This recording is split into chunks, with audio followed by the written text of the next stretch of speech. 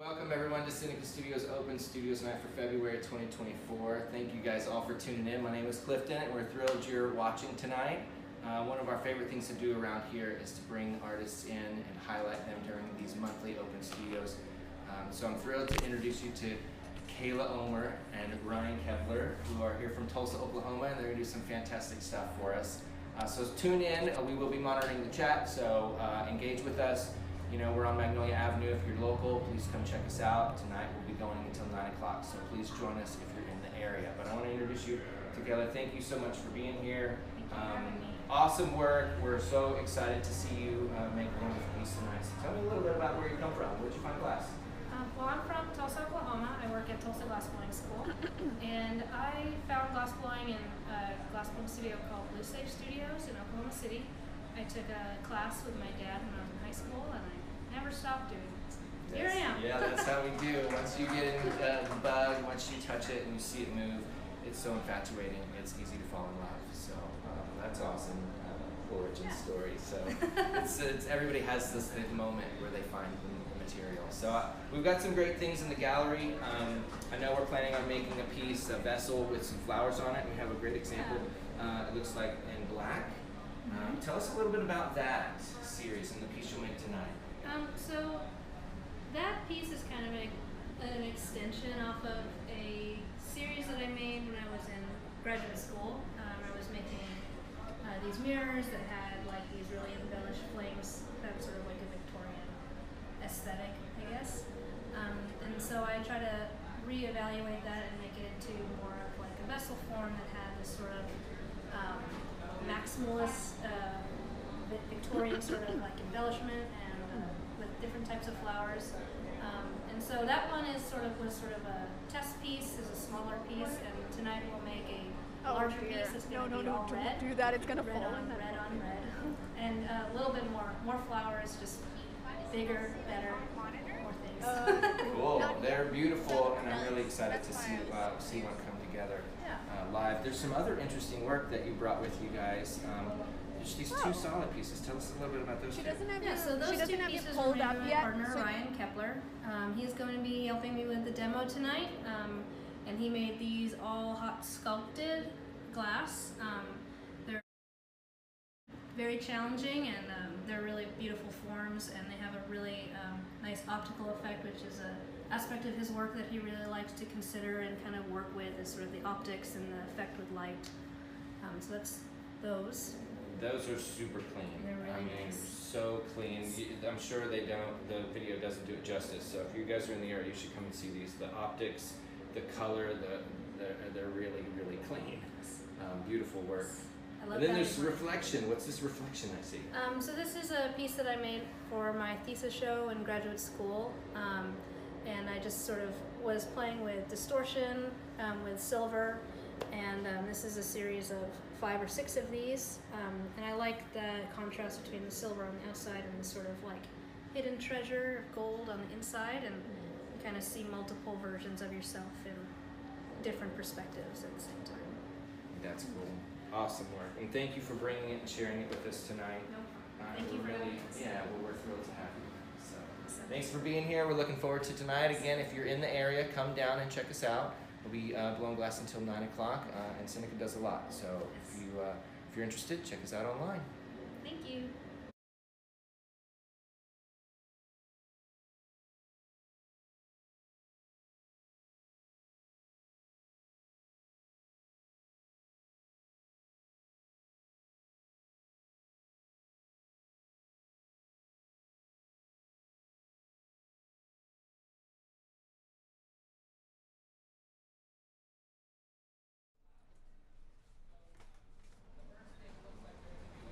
All right, you guys. Well, welcome to our Open Studio Night broadcast for February with Kayla and Ryan. We are going to be demonstrating until 9 p.m. locally, but this broadcast is going to be for the first piece. So they're anticipating this will take a long time, but we'll see. We'll see how it goes tonight. So as you guys saw in the introduction, we are going to be making this beautiful vase with flowers on it. And they've chosen the color red, so they've pre-prepped a bunch of parts and they've put it away. And then we are going to be picking those up later. So we're doing a little bit of prep work right now so that you guys can see how these little flowers are made. But just so you guys are aware, those of you who are watching online, we've made a bunch of these before the demo. So Kayla and Ryan both prepped a bunch of these flowers previously, and we've put them away in what is called a garage.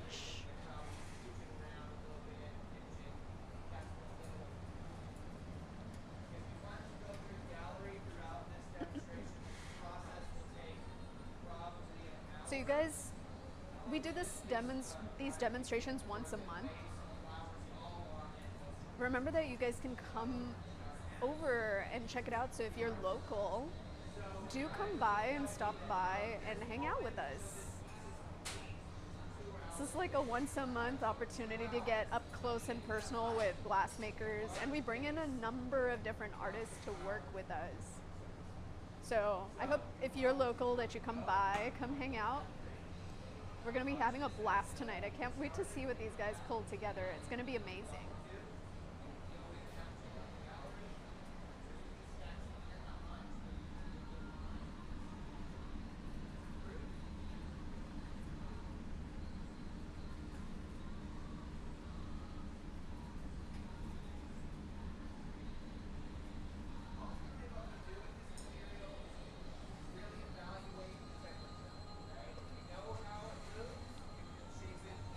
So the beginning parts of these demonstrations sometimes can be a little repetitive because we're preparing parts.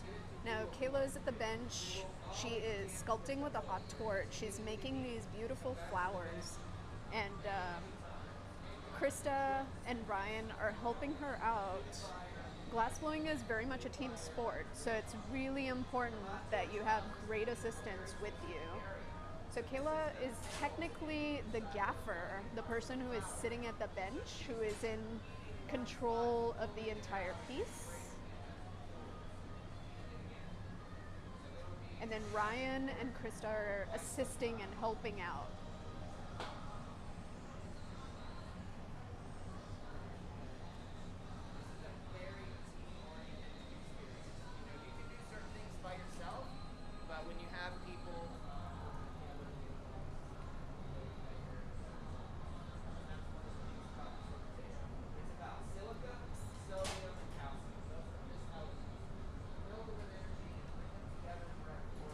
So you'll notice that Kayla is sitting at the bench and then passes off the punty to Ryan, who is going to be flashing and heating. Now glass has got to be kept warm, so it's super important that we are constantly keeping the glass hot so that it doesn't crack on us. Kayla is using a hot torch to get the material hot in very specific areas while she sculpts.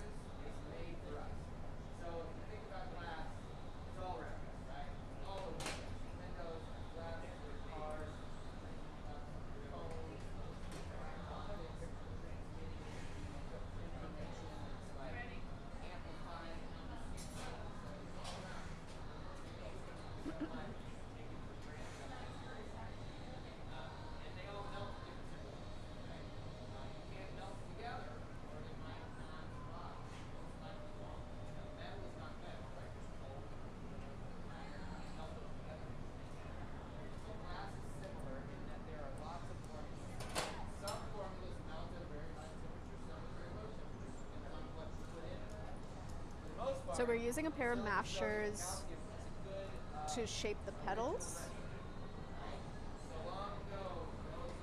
And then after almost every move, these guys have got to heat and warm the glass back up so that it doesn't crack.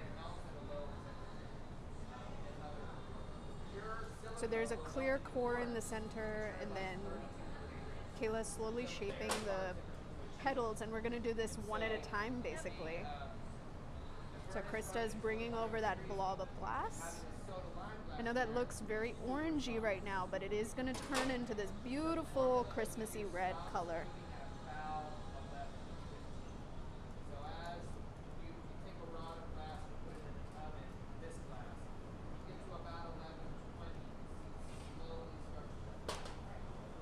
So it never quite looks like the thing it's going to look like until we've done a lot of the sculpting. And sculpting is a very slow, methodical process. So we're watching Kayla sculpt this flower and shape this flower up. And in the background behind me, Krista is doing a lot of the prep work. She's heating up those bits of color. We saw her bring that big old bar over and shape it up into this beautiful cone. Kayla's cutting the glass and then mushing it into a petal shape and then kind of pulling it to where she wants it.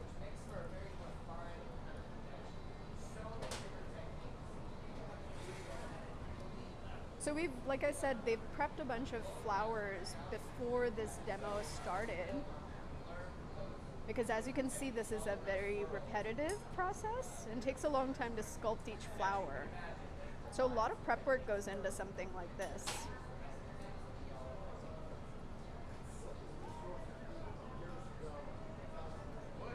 Now the glass, when it's this hot, it's giving off a lot of radiant heat, so it looks bright orangey yellow. And then when it cools down on camera, I'm sure you guys can see that it looks kind of black in color. Now the real color of this is going to be a red. It's like a bright red color. But because of heat, because of radiant heat, the color looks a lot different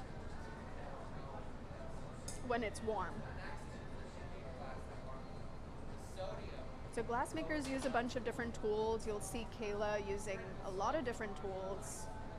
This one called a shears, which is basically like a super sharp pair of scissors. These are mashers and used to kind of squish the glass into shape. They can also be called flat tweezers.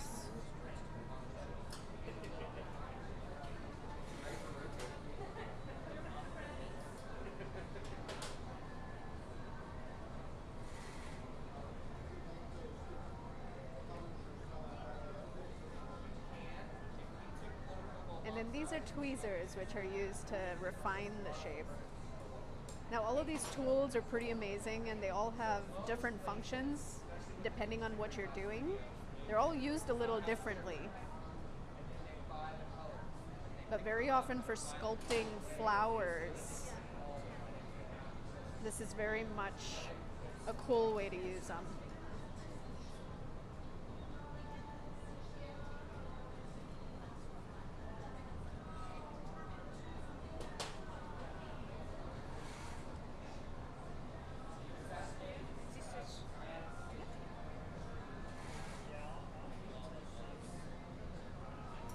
So you guys, as we're going through this broadcast, we are monitoring the live feed and we're monitoring the chat. So if you guys have questions about anything we're doing, feel free to type in the chat and we'll answer your questions.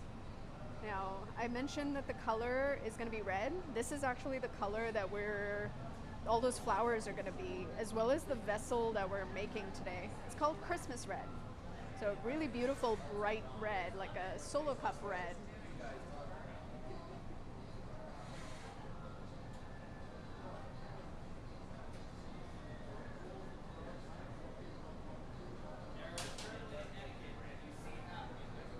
So you'll notice that a lot of different things are happening in the studio. Kevin's waving back there. Remember, you guys can come and check it out. We are going to be live streaming for just this first piece, but then we will be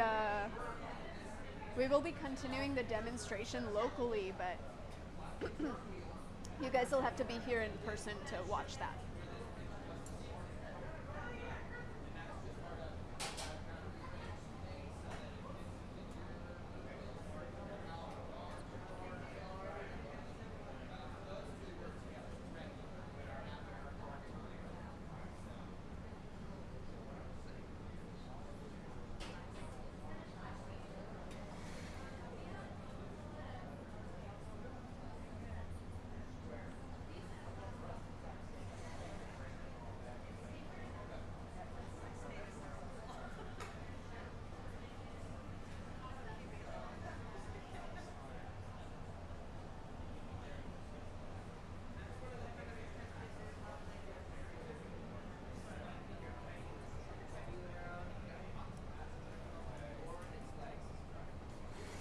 So you guys will notice that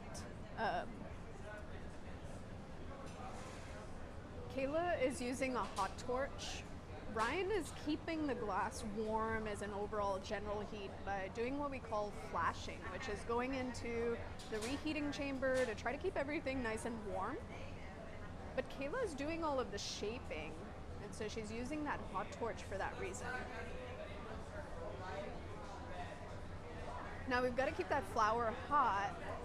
So Kayla's putting the flour in what we call a garage, which is going to keep the glass. It's going to keep the glass nice and toasty so that we can pick it up later.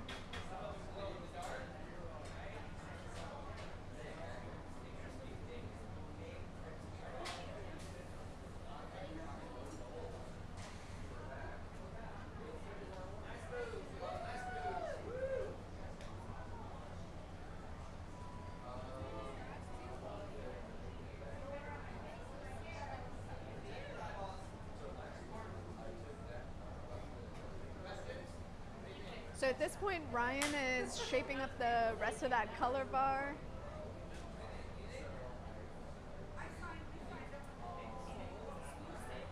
I think their plan is to make one more flower, but I'm not fully certain of that.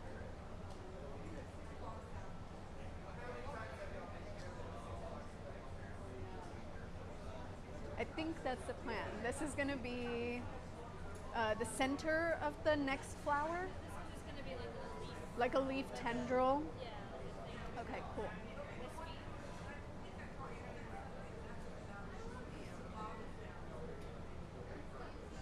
So Ryan's using the tweezers to kind of shape and pull the glass.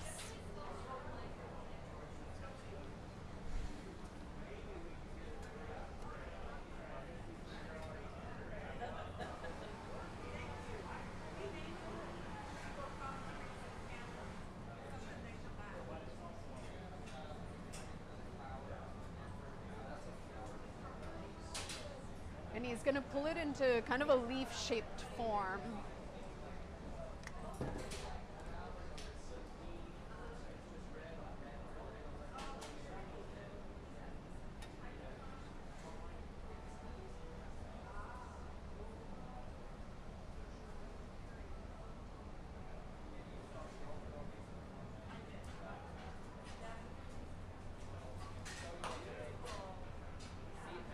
Now, as you can see, it takes a team to make stuff like this happen, right? Everything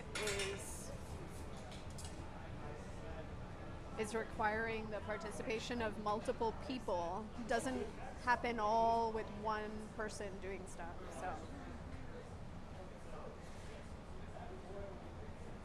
So ultimately, from what I understand, it sounds like this is something Kayla tends to do, but Kayla and Ryan make these together. But it sounded like she was saying that it's more in her design. So very often glassmaking is a group activity, it's collaborative. And so one person will kind of have a design idea in mind and will use a team to execute the design and make the object together.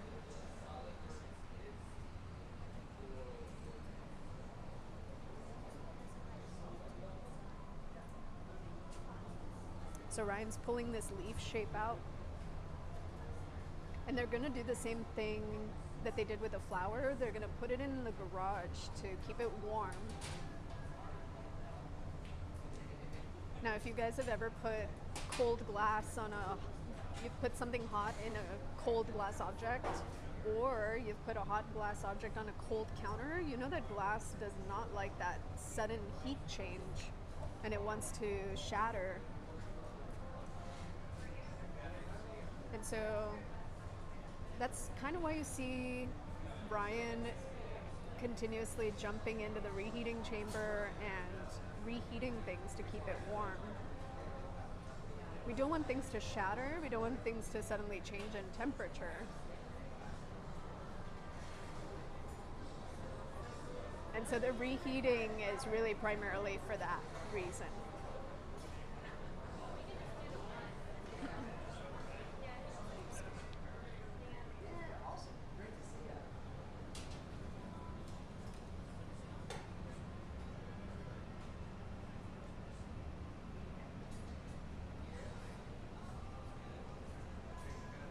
So this torch is an oxygen fueled torch and generally used to get heat into a very, very specific area. Ryan's using a tool called the diamond shears to crimp the area where we will break off.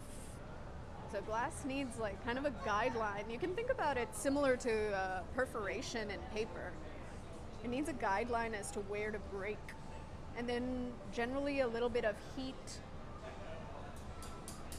with an introduction to a cold spot helps it break off. So you'll see that Kayla is cinching it down with the shears and then tapping it to free it from the punty.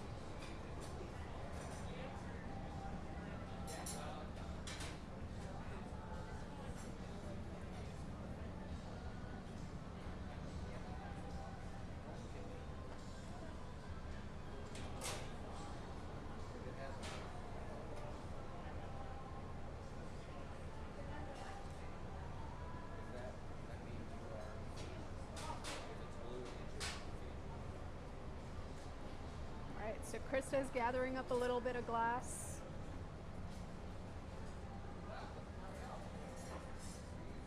And is marvering it into shape.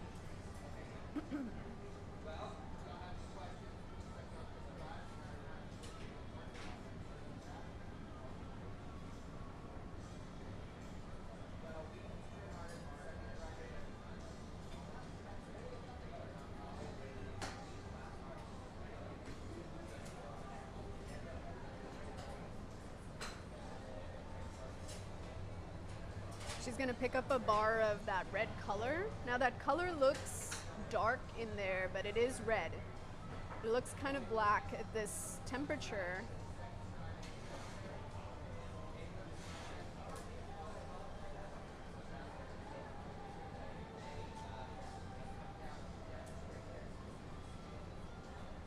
And generally as glass gets hot, it will look a little different, and as it gets cold, you'll start to see the real color kind of come out and shine through.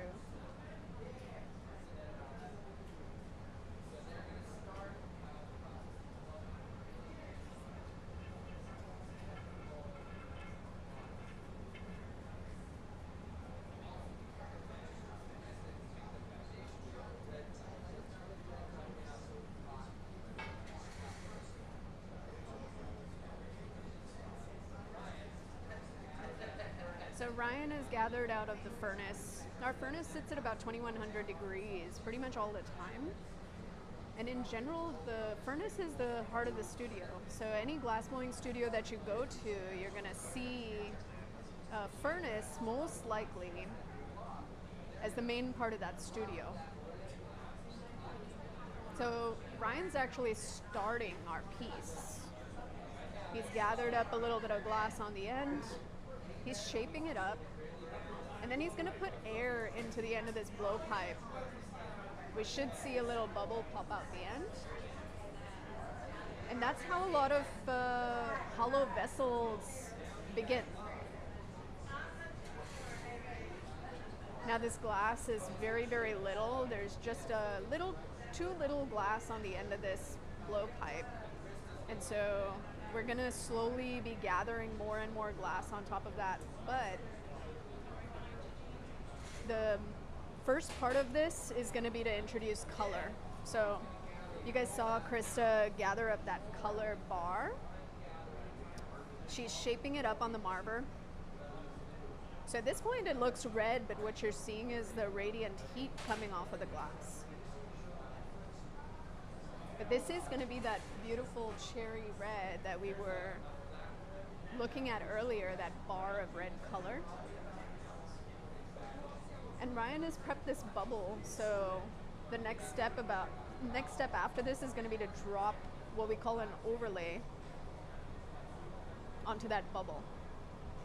Now there are tons and tons of ways to apply color to glass. This is just one of those ways.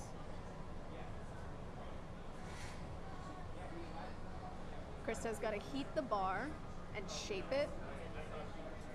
And really what she's doing is she's working the heat into the core of that bar. Now that long, skinny shape is not super easy to drop. And so you'll see her marver it into kind of like a droplet shape. That's also working the heat in. It's also working the heat into the core of the glass,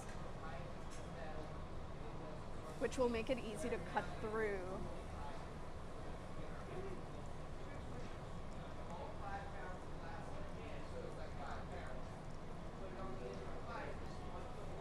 Now there's a dance going on here, and you guys can probably see that.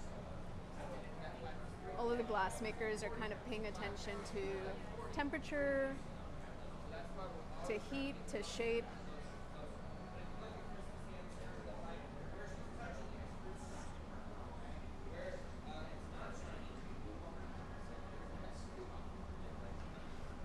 And they're actually not talking very much, so because this process is familiar to them and they've done it before,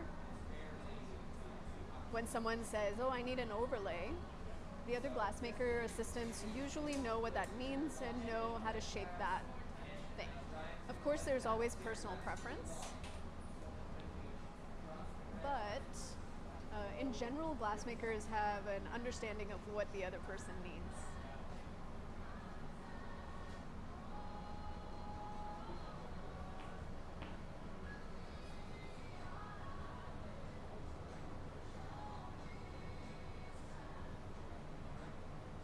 So here comes the magic. Krista is heating up the glass. She's doing some final shaping moves, and then we're gonna watch her drop the shape onto Ryan's bubble.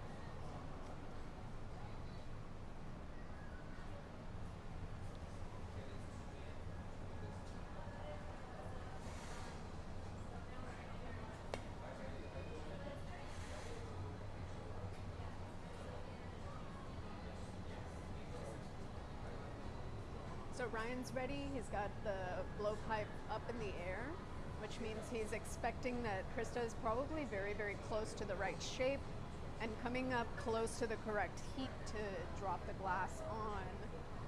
Now remember, Krista's got color and Ryan's got a clear bubble.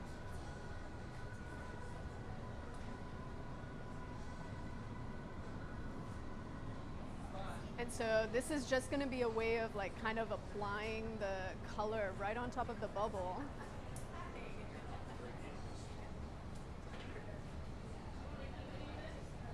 Ryan's going to mush on the color onto the bubble.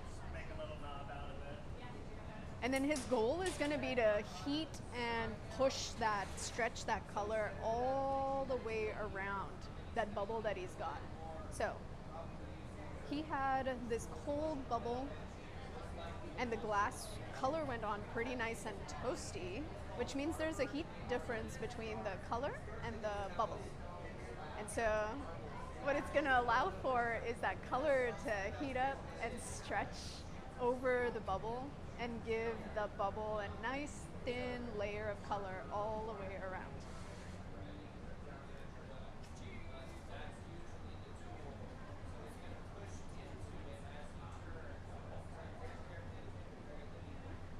So Ryan is pushing this color on using the marver to kind of stretch the color all the way around the bubble. And this is going to be a really nice, thick layer of color all the way around that bubble.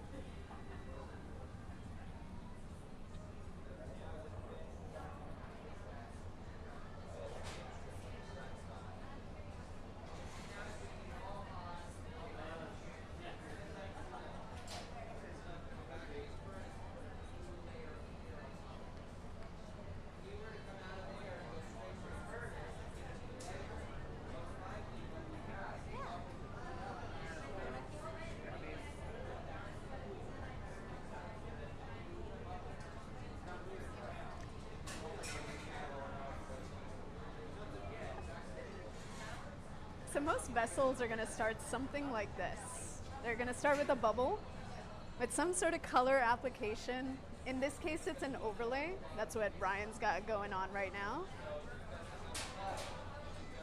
But sometimes it can be applying frit, it could be applying powder. There's all sorts of different ways of applying color.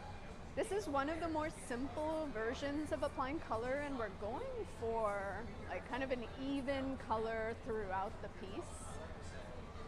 So we're going for something simple because we're about to put some complex, beautiful little sculpted flowers on top of this vessel.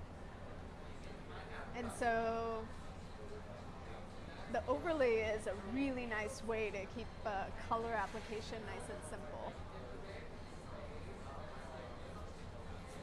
But we still don't have enough glass on this whole thing. And so once Ryan's got the color kind of shaped up and applied really well,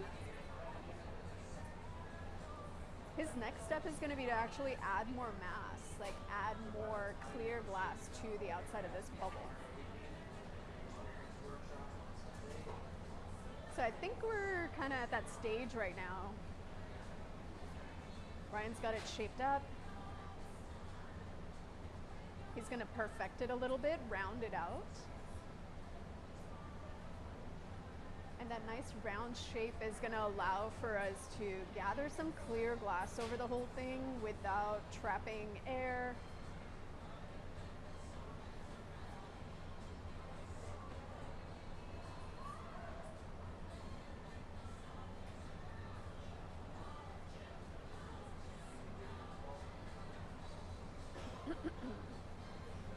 All right, so we're sizing up the block. The next step is going to be to gather a layer of clear on it. So Ryan's got to let this glass cool down pretty significantly before applying clear on the bubble. If we were to go into the furnace with a very hot color, the color would end up melting and stripping off into our beautiful clear pot of glass.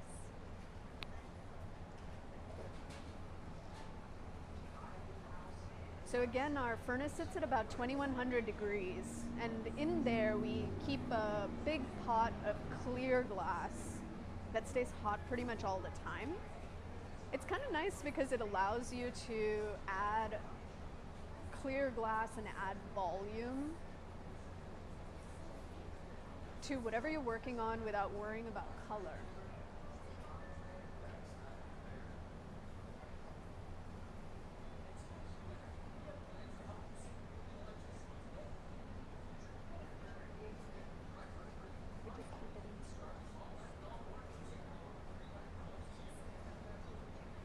So Ryan's using a wood block. These blocks are made out of fruit wood generally. It needs to be a really, really nice hard wood. And you'll notice that he keeps dunking it in water. Now, wood, of course, when it's exposed to heat, it's gonna burn really, really fast. And so that dunking of the block is gonna allow for the wood to not burn up as fast. And the glass will generally ride on a layer of steam, which also protects the wood.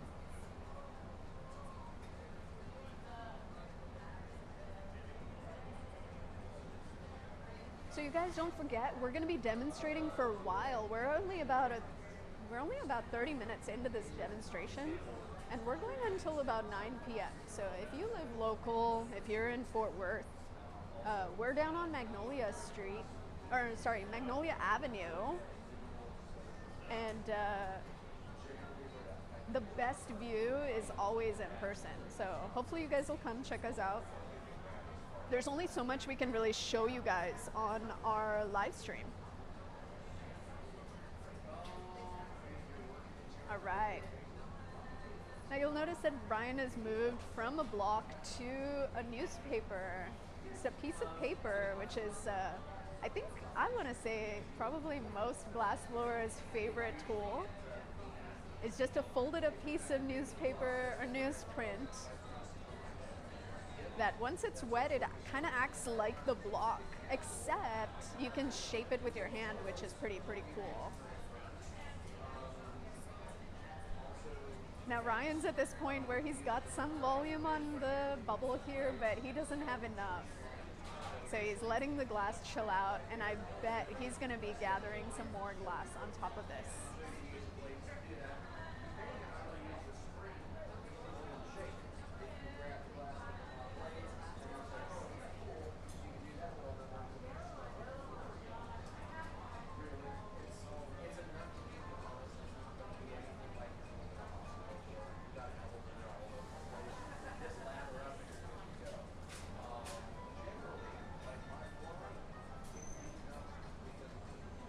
So a lot of people ask us, doesn't it get hot? And absolutely, the steel gets pretty hot. You can see Ryan here cooling it off in our pipe cooler. But generally that's, glassblowers don't wear very much protection unless they're working very large. So most of the time it's important to keep the steel cool. And at some point you may see Ryan put on a sleeve just to protect his forearm from a little bit of the radiant heat. You can see that we've gathered up some clear glass. And on camera, I hope you guys can see there's a little bit of a separation from the color layer and the clear layer. But the color on camera looks like bright orange right now, right? And so ultimately, that's going to cool down and it's going to lose that orange color.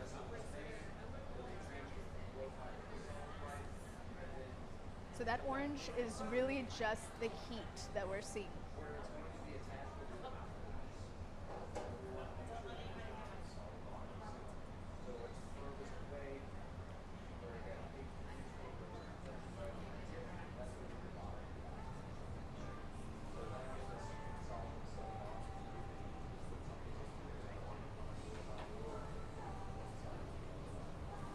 So Ryan's using that newspaper again to kind of guide and shape the glass.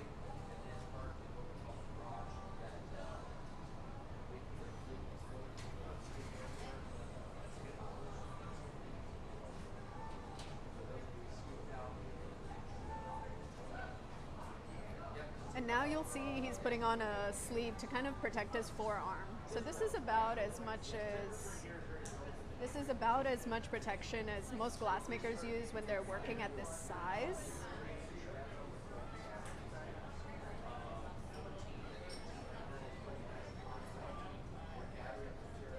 Krista's helping kind of maintain heat.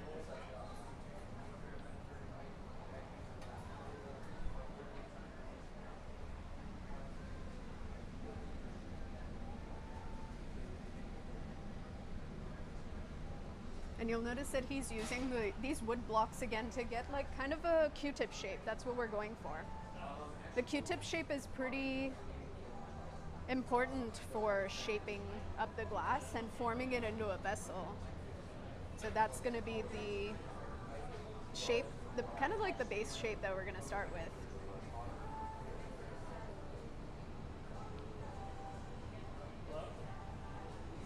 So at this stage, Kayla is going to be blowing air into the pipe.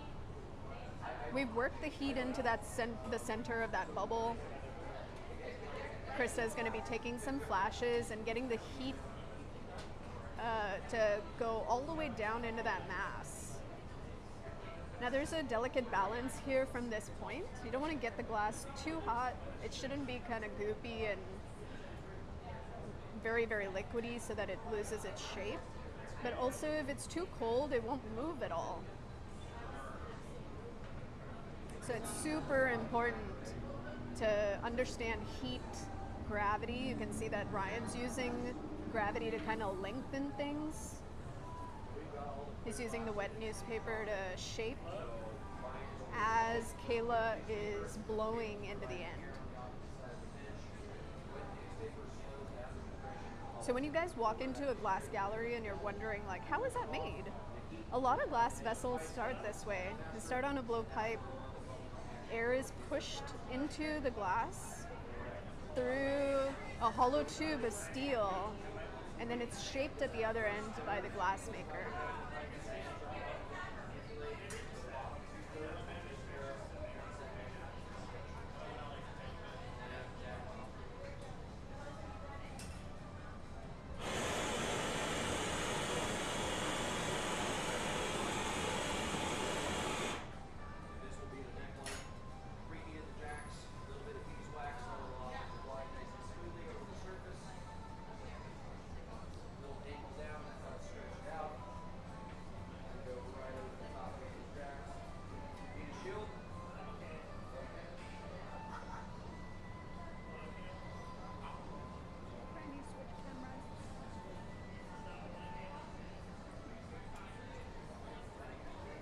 Clifton. Clifton. She already did it. She already did it.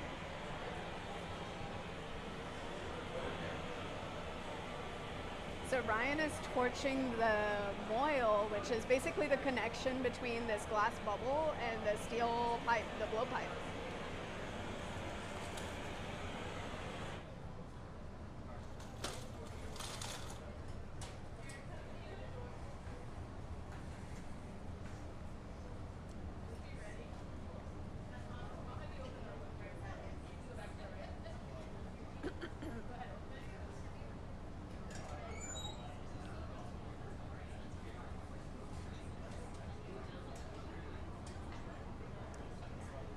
And at this point, Ryan's going in with a tool called a jax.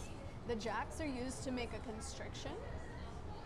They're also used for a lot of shaping. You'll see that he's kind of pulling out and away from him. And that's lengthening that neck, basically.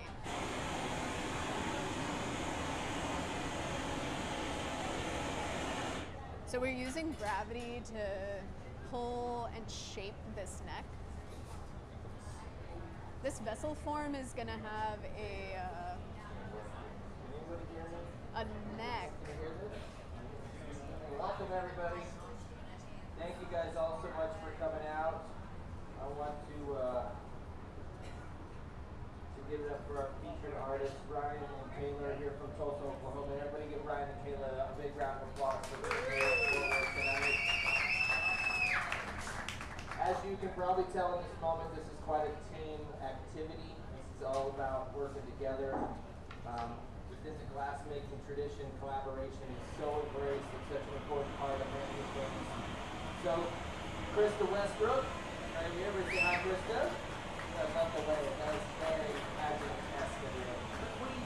Krista's helping out, and Ryan's going to be working specifically on defining the proportions of this vase. He's going to make a vase. Right now, the bottom of the vase is facing farthest from the pipe. The top of the vase, where they will ultimately put flowers in, is connected to the pipe. So right now, they're working a bit upside down. So they've blown this bubble. They're stretching and defining the shape of this bubble.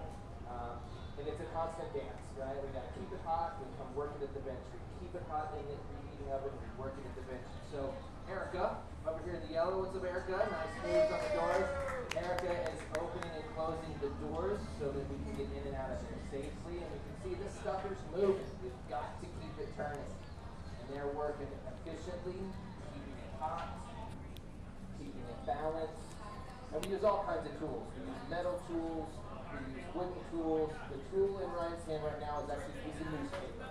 We can fold newspaper up and get it wet, and we can grab it. We can really grab it and shape it. We use the newspaper to help us to cool and define form.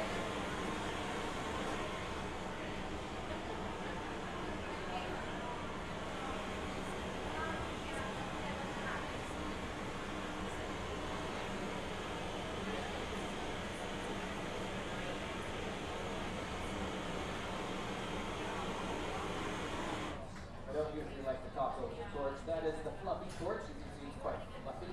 The fluffy torch is running on just propane. So when you squeeze the trigger, it's intense propane. It's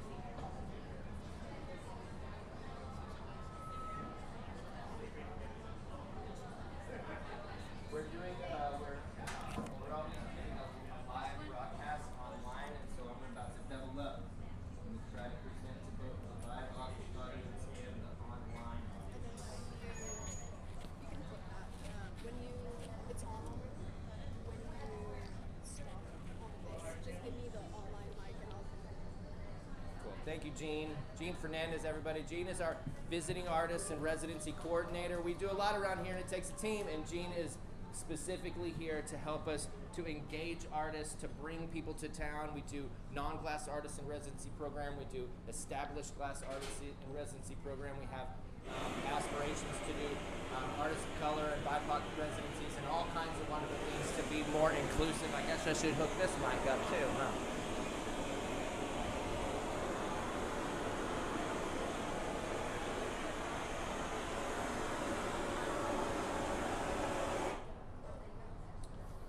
So ultimately what you're watching is really an understanding of temperature and an effort to keep things balanced. We have a blob of glass and we get it hot and we try our best to keep it centered and balanced. We try to understand the temperature. So when we blow, when we create pressure and we use our breath to push on the glass bubble from the inside, we can understand more clearly how it will move. So by isolating heat with the torch, heating all of it, watching it move, when we blow and cool areas, we can control the path of that pressure so that the bubble thins or stretches in the areas we want it to thin and stretch. And so there's a constant conversation, right? So Ryan's asked for hard pressure. He's like, blow real hard, blow, blow, blow, blow, blow, blow, blow. And so over here on this side, she's puffed up like a chipmunk and she's pressing and squeezing air in to try to fill that bubble bigger and bigger, and you can see it moving, right? Nice moves. That thing is beautiful. Questions from the in-person audience? Anybody have a question on what you're seeing right this moment, or what the tools are, or why they're doing any of this? The torch? The torch is to make sure we can understand heat, right? It's about the pathway. It's about when we blow, it moves where we want it to move. So the torch isolates the heat in one specific area. When we go into the hole to heat things up, it heats all of it, right? So if we just keep heating all of it, it's going to keep blowing bigger and rounder and rounder and rounder. It wants to be a ball. It wants to be one big round ball. So by torching one section of it, we can get it to stretch there more than other places. And then when we come out and we like drape it towards the floor or we swing it, if we torch an area, it will stretch there. So we're always trying to understand the temperatures so that we can use gravity to help lengthen or stretch things, or we can use our breath to pressurize and to push the glass from the inside. So you can see where it's hot. You see how it's brightly colored in a certain area. So on purpose, he has heated only that area so that it will be the shape he wants it to be. So he's cooling the side with the paper. Krista is using a cherry wood paddle to press on the bottom. Kayla is blowing from the pipe to push on the inside. So there's three influences happening in that moment to try to get the shape that he wants. And now he's back to the heat. It's a constant dance, right? Constantly keeping it hot. I see a question. The broom. Sometimes if we get a little something on it, we can brush it off. Sometimes and Krista used the broom a couple of times when she picked up the color out of there might have been a little bit of this or that stuck to the surface, so she just knocked it off before it got hot. If you just go get it real hot, then whatever might have been there, a little bit of sand or a little dirt or a little chunk of a brick would stick and get stuck. And then we have to cut it out. But when it's cold, we can brush it off.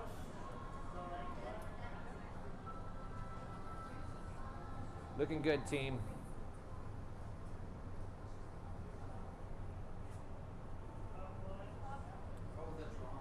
So oftentimes we're touching it with a metal tool, a wooden tool, and with our breath all at once to get the shape that we want.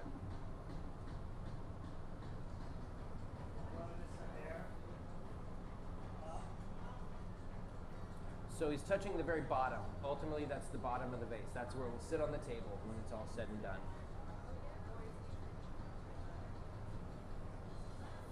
Anybody recognize that shape? No? Have y'all been in the gallery to see the work in the gallery?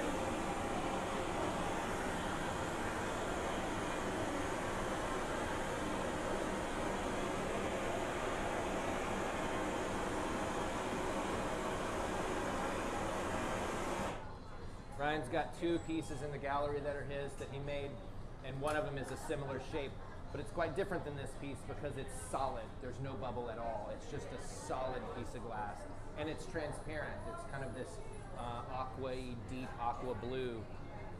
So check out the gallery. There's lots of work in the gallery.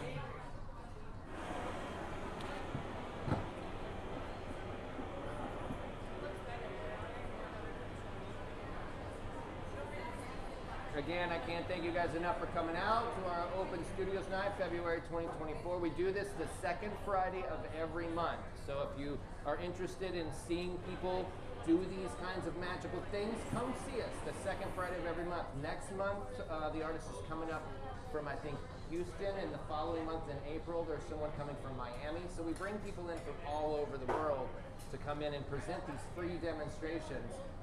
So invite your friends next time. Bring more people. We try to have a good time with it, and we try to present something that's informative, artistic, educational. So thanks so much for being here. And again, I can't thank the team enough, for Ryan and Kayla, for coming down from Tulsa.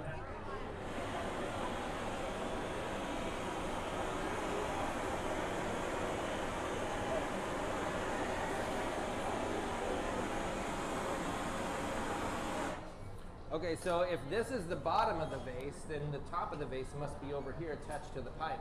If we're going to influence that, we need to remove it from the pipe.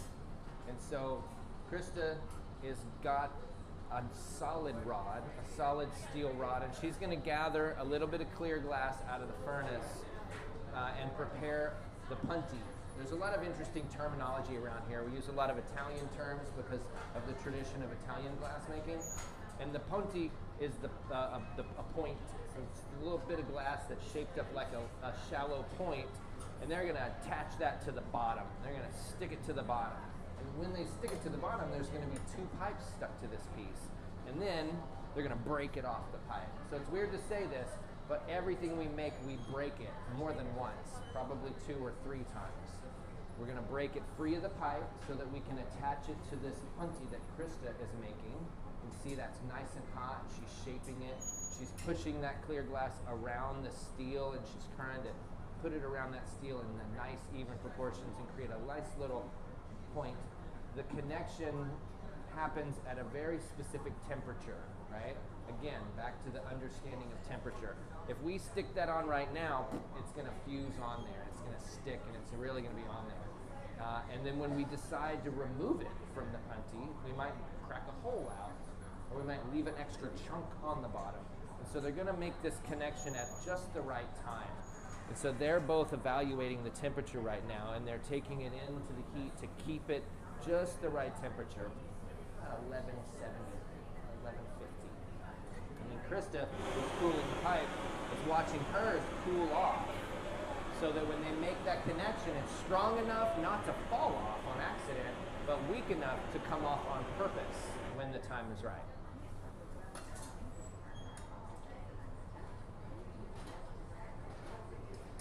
So Krista's going to get a second layer on that punti, and then she's going to shape it up and bring it over when the time is just right. It doesn't look like it, but this is moving. It's still moving. So that's why they're constantly turning, constantly rolling, and they're always evaluating it, and they're trying to find the high spot, bring it to the top, let it fall a little bit to try to keep things very balanced and very even.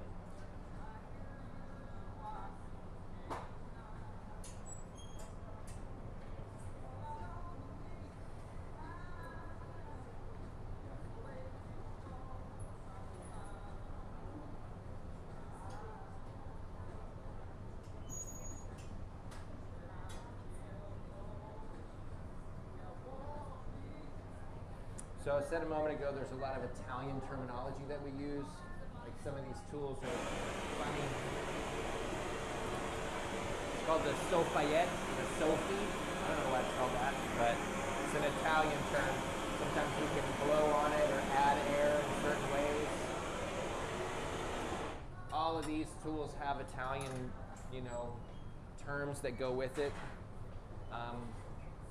And that's because the tradition goes back a long way. We all kind of maybe have heard of Murano glass, and Murano, the island of Murano in Italy, There's been a tradition of glass making for hundreds and hundreds and hundreds of years. And so if you think about that, there's quite a few different techniques. There's quite a few different ways to do something or to achieve some goal. So this punty, this connection can be made in lots of ways. So they're talking about that right now, right? They're talking about what connection do they want. We can do a dome where it's a very rounded connection. You can make it more pointed. You can make it hollow. You can marver and shape the glass into a donut and stick that on there. You can make a cross where 4 connections happen. Then there's different reasons for those different connections. And so Krista is going to shape this punty in a way so it satisfies his desire of how he wants to connect it, because this is in charge. Ryan's in charge right now, and he's directing everybody else involved in this process. And even us, we're support. If he turns around and says, shut up, then we're going to be quiet, right? So it's all about supporting the person in charge of the piece. So it looks like that Krista shapes that punty into a bit of a ring, and then she pinched it with the tweezers to give it some texture. And it looks like she's getting it hot. So instead of it being connected by one fat blob, it's going to be connected by a ring that's kind of thin and thick in areas. I would call this a crown punty, like a crown, because when the time comes to break this off, they want it to break off in a predictable way. Does that make sense? Does that satisfy your why? Will it show on the piece when it's finished what sort of punty? Yes, it will show. When this breaks free, it will leave a scar. And that's the telltale sign that things are handmade. There's a scar on the bottom. Now, if we so desire, we can carve that away. We can erase it in the cold shop. We can grind it and polish it so that you may not know what punty was connected.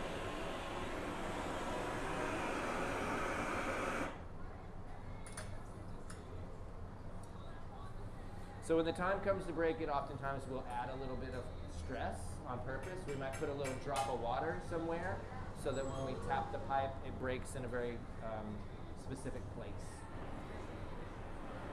So now we are off the pipe and it has been transferred to a solid rod. So there's no more option to blow through the rod to make the bubble bigger, because the bubble is now open on the other end.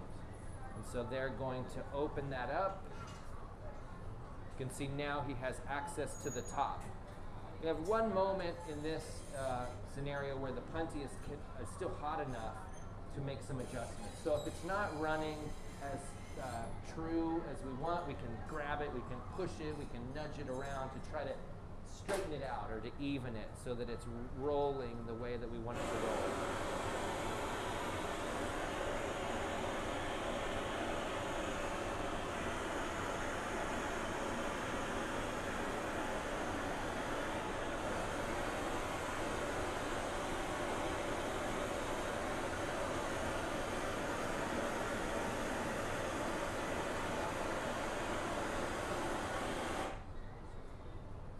What do you think about that?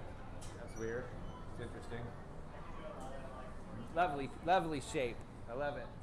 Questions? Over here from the peanut gallery? No? This is Dick and Cheryl. I had Dick and Pleasure Cheryl. to meet you. Thank you Clifton for hosting Crawford. this. Yeah, thanks for coming.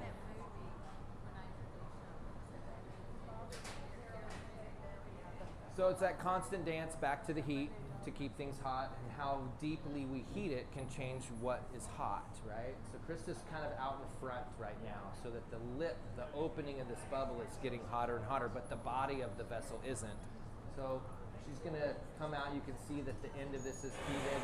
And then the torch again, the torch helps to isolate the heat so we can heat it just where we want it to move.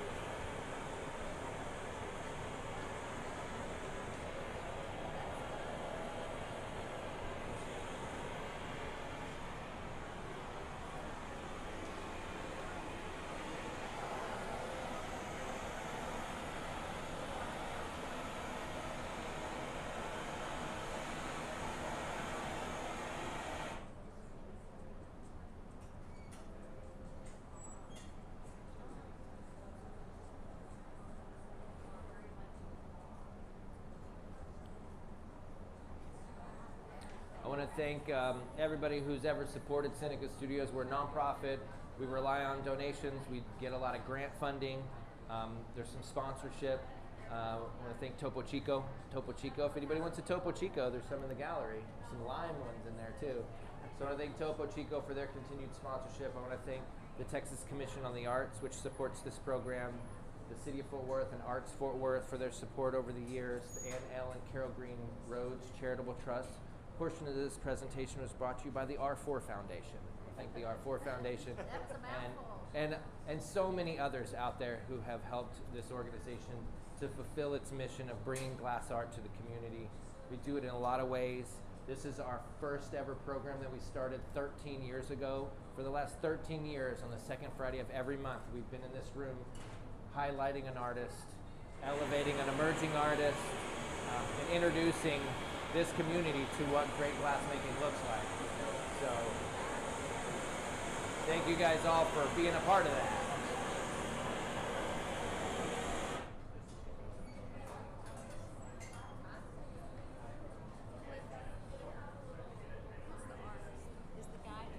So Ryan and Kayla are the featured artists. So this is Kayla, and then Ryan. They're a couple there from Tulsa, Oklahoma, and they work collaboratively, right? You can tell it's a team process, and so by working collaboratively, you can really, do more than if you just work on your own.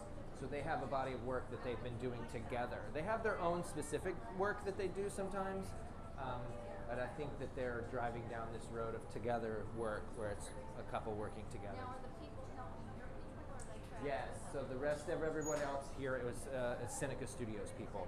It's part of the team here at the studio. So Krista, most everybody has a Seneca shirt on. Most everybody.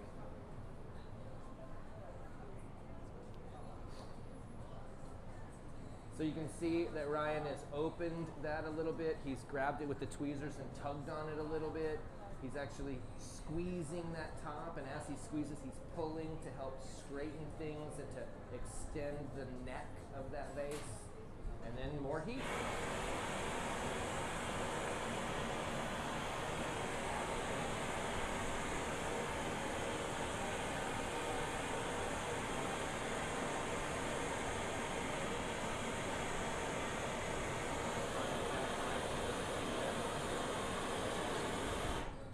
Yes, I'm grateful that this microphone does not sound like I have a metal plate in my head. For years, we had this microphone, and every time I walked over here and was talking to somebody, it started, maybe I can make it happen. I think I have a little bit of an electrical thing.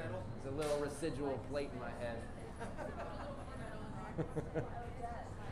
There's a lot in here. It's confusing. Questions? Hey, thanks for coming, you guys. Yes, I love it. What do we do with the extra glass? The little bits that we break off or cut off? We try to recycle and use all of it, but the furnace is clear, right? So we don't want to put things in there that are colored, because then we might gather and there'll be like a little streak of yellow or like a chunk of blue or something. So we want to keep the furnace clean and clear. Crystal, right? Crystal is a vocabulary word that means clear. So we are gathering crystal glass out of the furnace, clear glass. But sometimes we'll cut things free and break them off, and you can use them again. You can heat them up again. Sometimes we have these really beautiful colors, and then we can heat them up, pick them up, and add them, and maybe make a flower, or maybe make petals, or make smaller things out of it. So we do often recycle some of the glass that comes off.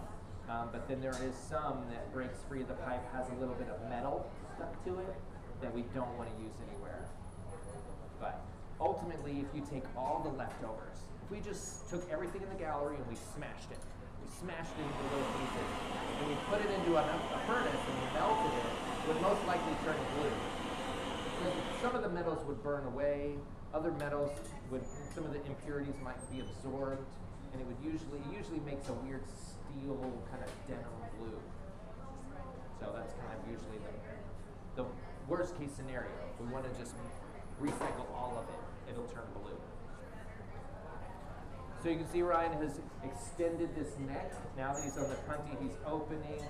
He's really being mindful of his thicknesses, right? We don't want to stretch that too thin because that can be problematic. But he's got this little bit of a flower looking thing on the end.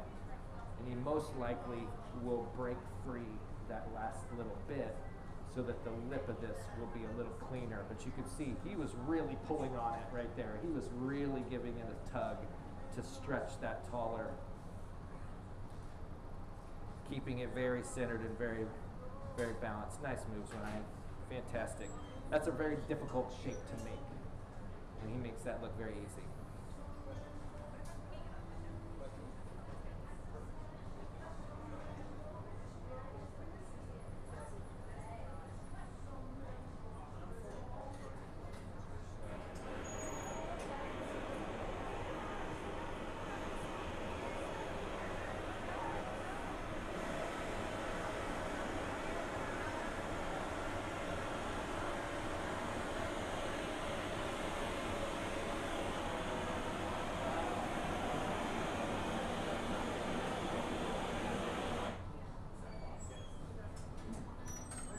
Yeah, come on down here. Almost the best seats in the house have been reserved for you. Thank you, thank you. Come and have a seat with us. Yes, welcome. So as Ryan continues to define the top of this vase, they're going to start mentally preparing to bring over the flowers, right? So this vessel is a very beautiful, clean vessel, but we're going to adorn it with a ring of flowers. So they've pre-made the flowers. The flowers are all sitting into the oven. You see that oven over there with the flickering flame inside of it? That oven is at 1149 degrees, and inside there's lots of red flowers that they sculpted. They look kind of like daffodils. So they're going to start bringing those over here shortly and start applying them to the surface of this vessel. And I talked with Kayla earlier. And there's a black one in the gallery. If you'll go through the gallery, there's a vase that's black and it has 4 flowers on it. And we were asking, well, how many flowers are you going to put? You put 3 or 4? And she's like, all of them. We're going to put all of them. As many as we can put, more. So there's quite a few flowers in there, and I'm sure she's going to probably just max it out and put them all on.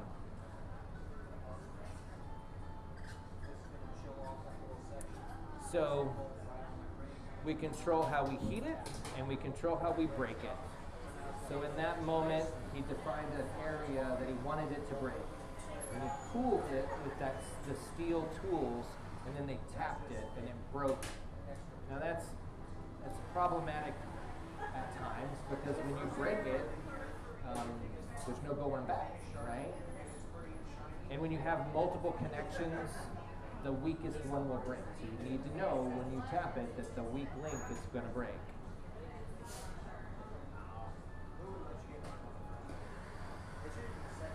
So the torches help us to isolate heat. We have the fluffy torch here, very fluffy. We have the hot torch, which is running on oxygen and propane. It's very, very hot. This is a very hot torch.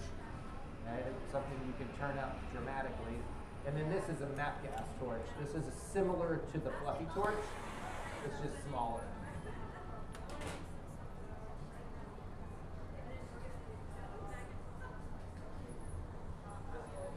So now that he has the heat just in the lip, he's got it extended. He's going to go inside with the jacks and lift as he rolls, and that opening will get bigger, and the lip of the vase will be refined.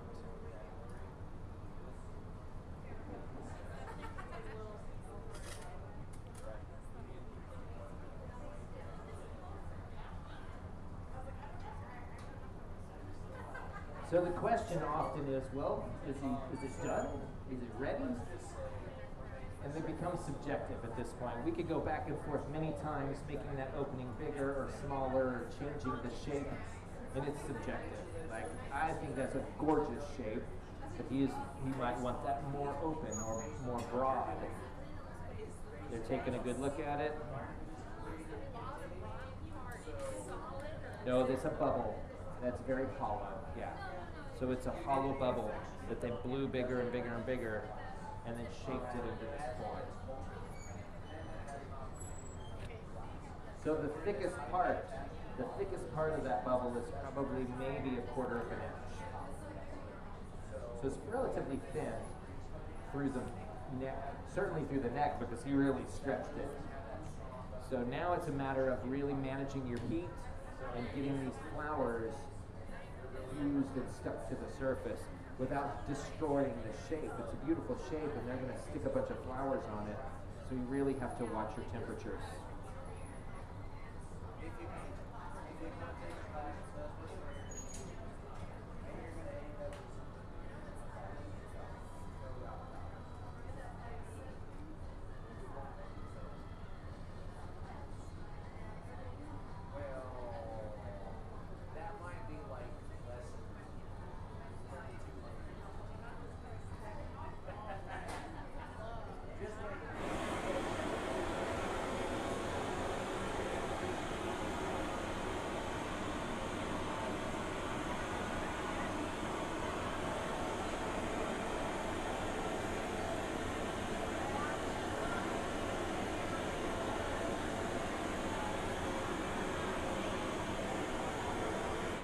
I'll tell you, I've been blowing glass for 26 years, and it's difficult. It takes a lot of practice. It takes a lot of experience to understand it, and that's beautiful. That's a really lovely form, so I think we got to give it up for Ryan, because Ryan just made a beautiful vase there. That's fantastic. And he has no choice but to trust Krista, right? So there's this constant communication going on, and Krista has kept this all warm enough where it doesn't crack. She's been able to add the heat and put it in there so that he can get to what he needs to get to. And they probably haven't worked together very many times, if at all, in a new studio that they've never worked in, right? So Ryan's never been in this room until today, and oftentimes it's challenging to say, hey, do what you do so well in an environment you've never even seen. So nice job, Ryan. Nice job, Krista. So now on to the floral adornment. They're going to add this ring of flowers to the surface. And if it gets too cold, right, if it drops below about 900 degrees in any spot, it'll crack, it'll break. So there's going to be a constant torching, a constant evaluation of the temperature and trying to keep things organized and balanced.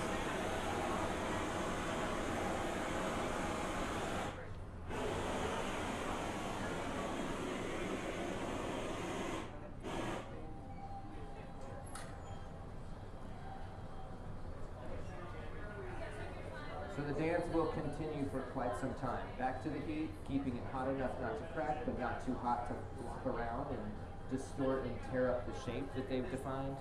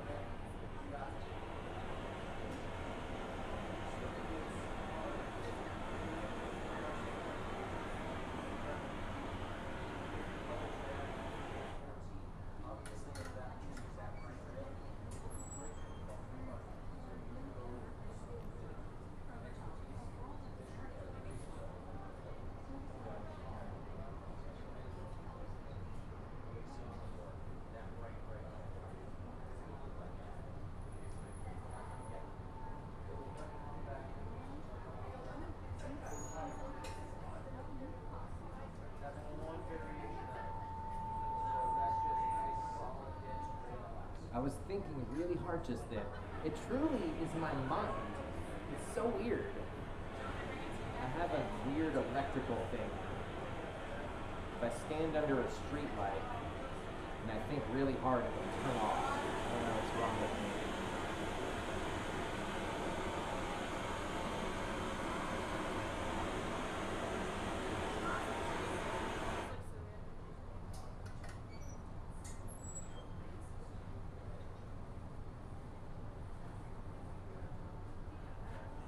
Kayla's peering into the garage and evaluating all the flowers, probably deciding the order. Kayla, I can't remember names. I can't. And the problem is we have a Kayla, don't we? Right? So it is my fault, and I own it, and I apologize. That's Kayla. Kayla. Yes. And Ryan, our featured artists. Give it up for Kayla and Ryan for being here from Tulsa, Oklahoma, and for the team.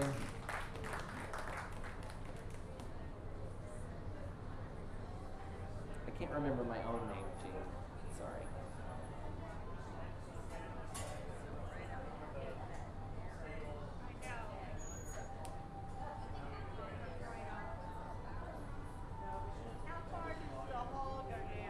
It's a bubble all the way to the bottom. It's a vessel. It's just So it's open all the way to yeah, the bottom. yeah. It's a vase all the way to the bottom.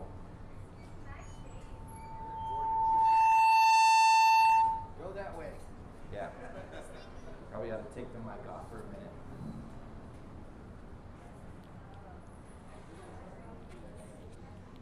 Right.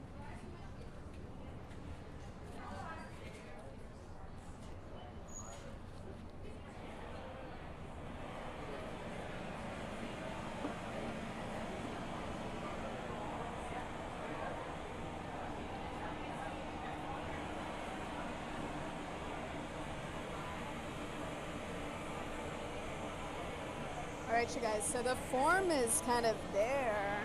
We are really at this point kind of evening out temperature, making sure that the temperature of the piece is nice and even from the top to the bottom. Now every time Ryan goes into that reheating chamber, we are like changing the heat a little bit, right? The part that goes in first and comes out last is always going to be the hottest. And so torching that punty where it's attached to that punty is really, really important.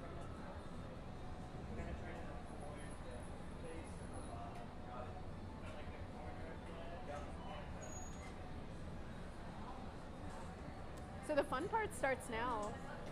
Krista is getting ready to kind of start bringing over flowers. If you guys missed the beginning part of this demonstration, the first part involved prepping a bunch of flowers and sculpting them. So they prepped these flowers, they've sculpted these flowers, and then the next step after that was putting them all away in what we call a garage, which is basically an oven to keep everything kind of nice and toasty.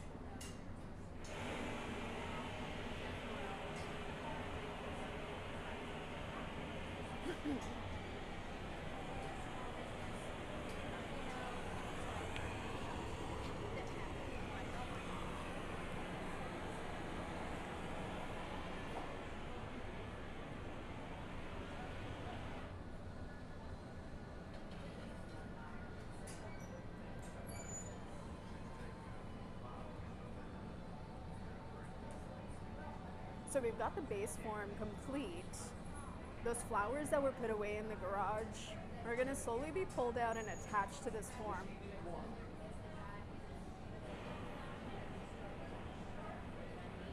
Krista is standing by to kind of take direction from Kayla, which we talked about earlier. Kayla and Ryan are the gaffers.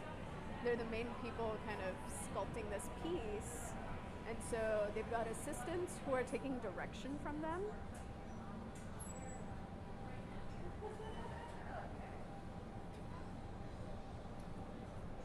And so once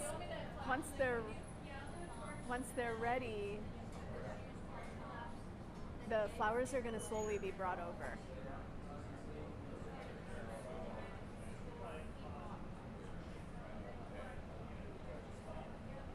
So Kayla is torching a spot. She's torching an area where she anticipates the pieces going to be stuck to. Now we've got this like flower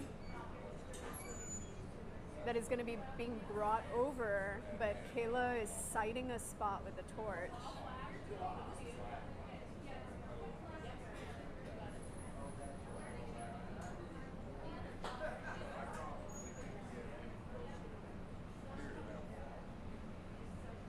And we talked about this oxygen torch earlier as creating a hot spot, right? So that hot spot is going to allow us to stick something there. Krista's bringing over the flour. Kayla picks it up with the tweezers. And a nice and gentle attachment. Now that's the first one. We've got a bunch of these flowers set up in the garage. So Krista's slowly going to bring over one at a time, taking direction again from Kayla about when Kayla is ready for it.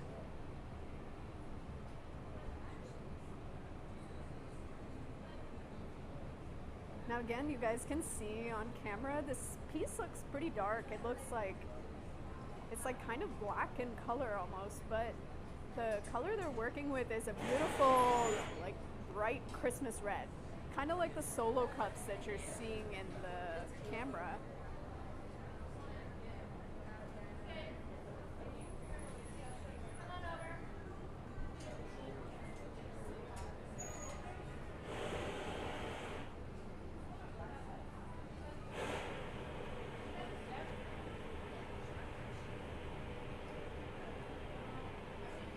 So in general, Krista is pulling them out of the garage. She's giving them what we call a flash, just to heat them up a little bit, and then bringing them over to Kayla to attach.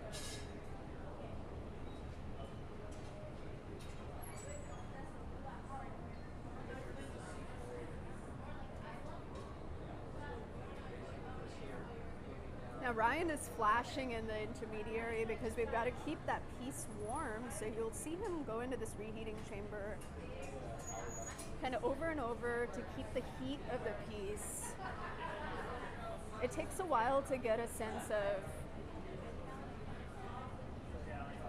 when a piece is too cold or when a piece is too hot, but at this stage they cannot overheat the piece because they'll lose the shape.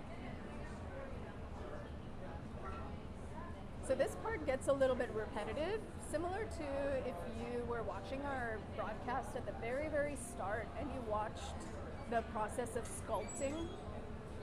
The steps are going to be a little bit repetitive. We're going to heat in the reheating chamber, come back to the bench. Kayla has got a spot that she's heating and torching, planning to attach the glass. In the meantime, Krista is heating the piece and then bringing it over.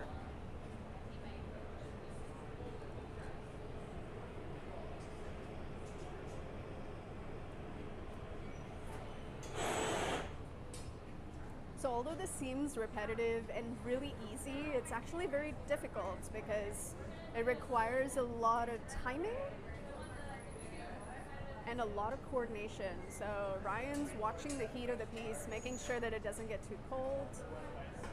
Kayla's job is mainly to sight and plan out where the flowers are going.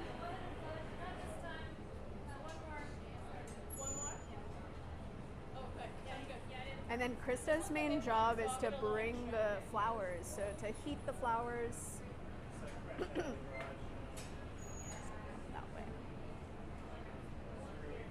To heat the flowers.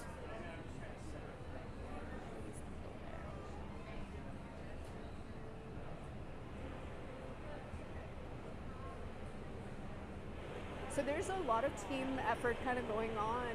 People are kind of like really planning together. You'll notice though that they're not talking very much. There's very minimal talking happening, which is kind of cool. That everyone's kind of paying attention to paying attention. You can see this all coming together.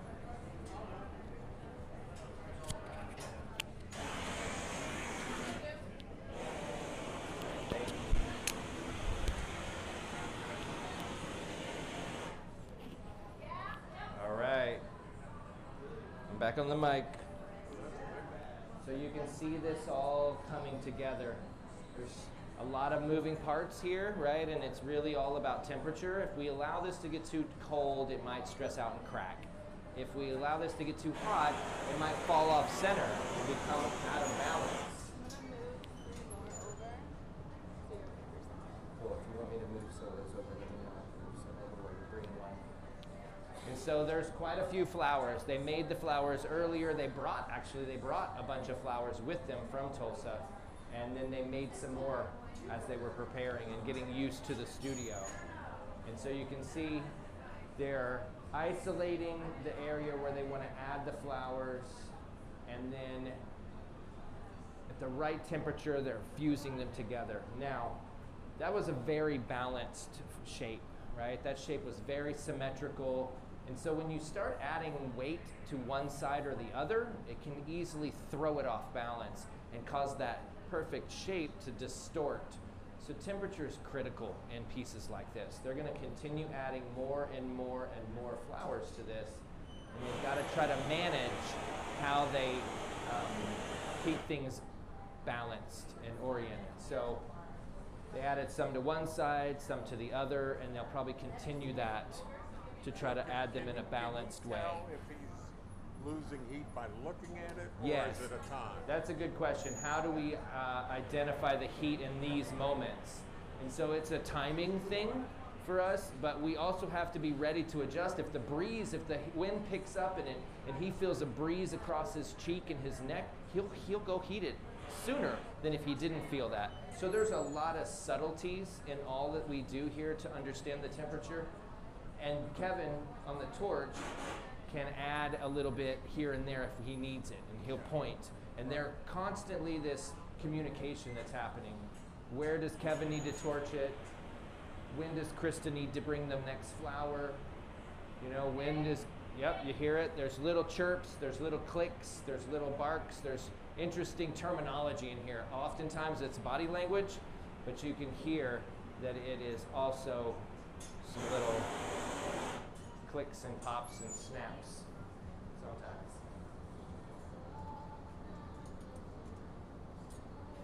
Krista's working the big set of chopsticks over here to keep these flowers where they need to be.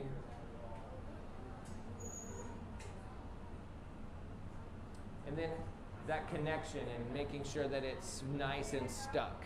Because the more connections we create, the more stress, the more potential issue we have with one thing being too hot or too cold when they stick together. If you stick something very hot to something very cold, you create a different kind of seal, a different kind of connection than if you create something that is equal in temperature. And so really understanding that takes practice and failure, and then a good memory.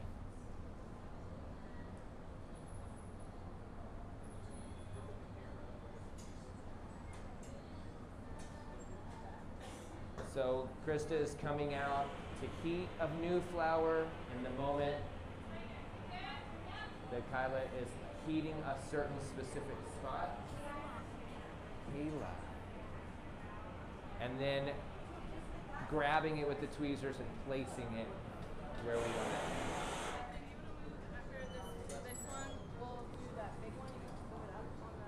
Yeah. You're going to scoot it up on top? Yeah. Okay. Give me that. Yeah, that big one that's right below me. That'd be awesome. That's when I come out, or if you can put it up there now, that's fine. And then we'll move 3 more of the little ones over. So Okay. we'll do like 3 small and then 1 big one. Okay. One more small, you guys? Are we gonna do another small though, right? Yes. Okay. Okay. Okay.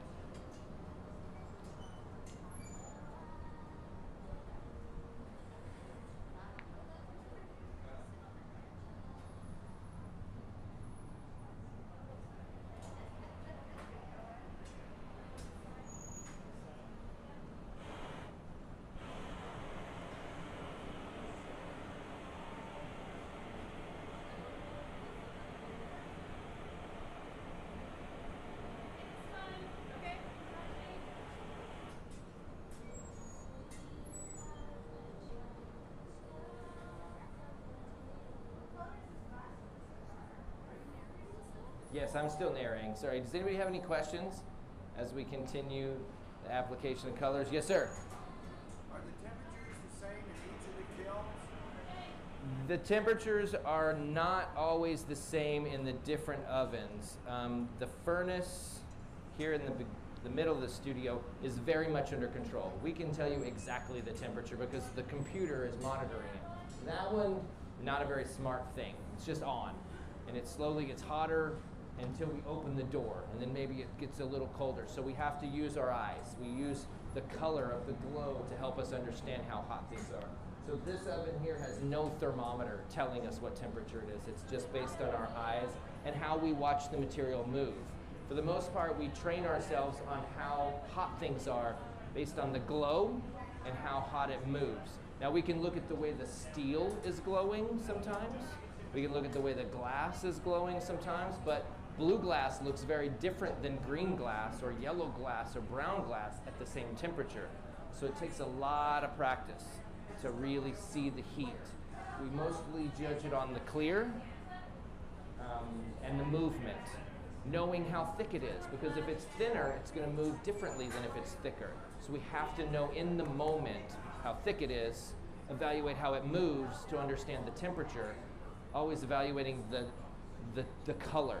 So it's a bit like surfing on a unicycle, right? That's the analogy I like to use sometimes. So when she's hitting it with the torch, she's looking at the glow and see that it's getting good and red. And she's battling Ryan over there as he wiggles it back and forth, keeping it centered. Because his goal here is keeping this thing balanced, to keeping that thing nice and straight and even. And her goal is to heat one spot so that she can stick the flour on there. And those don't always align, right? So we just saw he was wiggling back and forth. She was like, oh, I'm trying to keep up with him to get it hot. And now Krista's following their lead on when the time is right for her to go and heat that. And she's asked me to scooch some of these flowers over here so she's ready for the next step.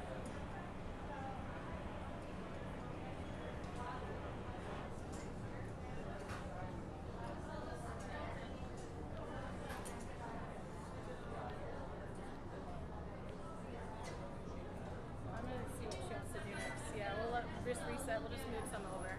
Okay. So I think if we move one more, that would be good. One of the front ones up here we can't use because it broke. Just so you know, the ones that are down. Okay. But yeah, if we can move just one more up there. I'll check on the rest.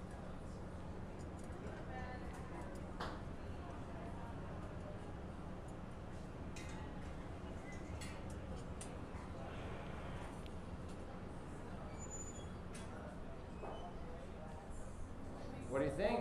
Y'all think that it's looking pretty good, huh? Yeah.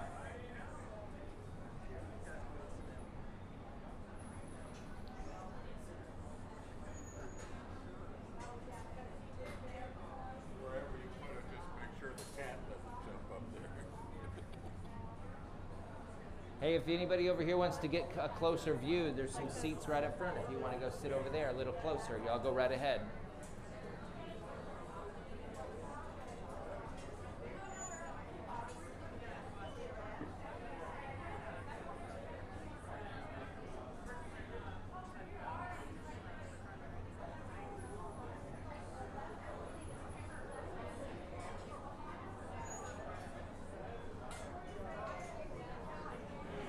So it looks like we're going to take a small break from adding more flowers to really kind of isolate and even out the heat. Oftentimes we really need to kind of equalize so that it's all one temperature. If we keep adding things, we might lose sight of something that's a little hot or a little cold. So they spent a second there to just kind of equalize and just let everything So become one temperature. the glass that's on the bottom, which will eventually be broken off, right? So you keep it as hot as the base.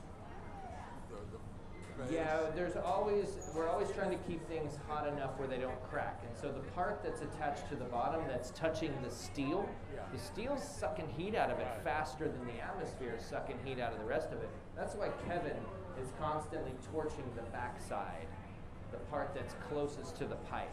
Right. Because that side is usually, and that's where he's at right now, it's usually a little colder, and most certainly the glass that's touching the metal, the connection is much colder, and it's cooling more quickly.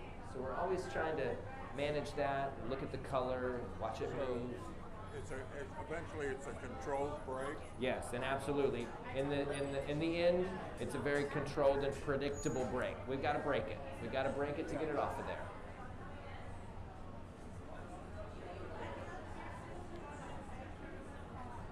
Then don't drop it.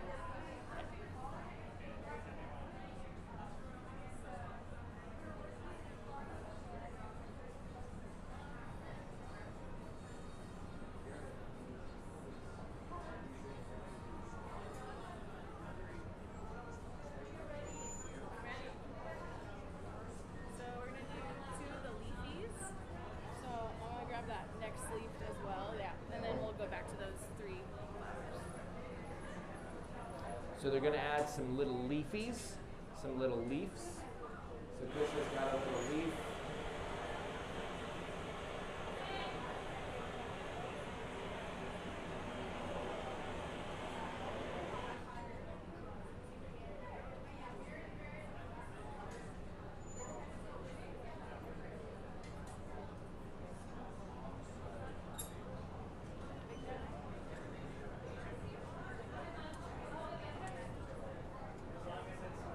That's a big one.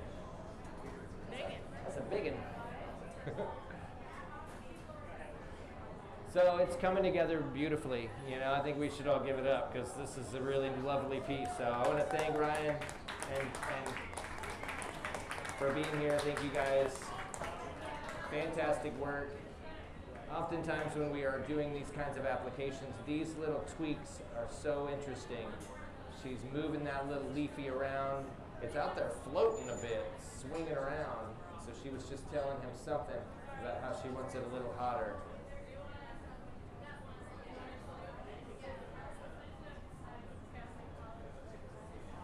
There's a lot to think about. She's really contemplating temperature and composition, right? Balance. You know, there's so many subtleties to what's happening between all of their minds right now. It's a fascinating thing.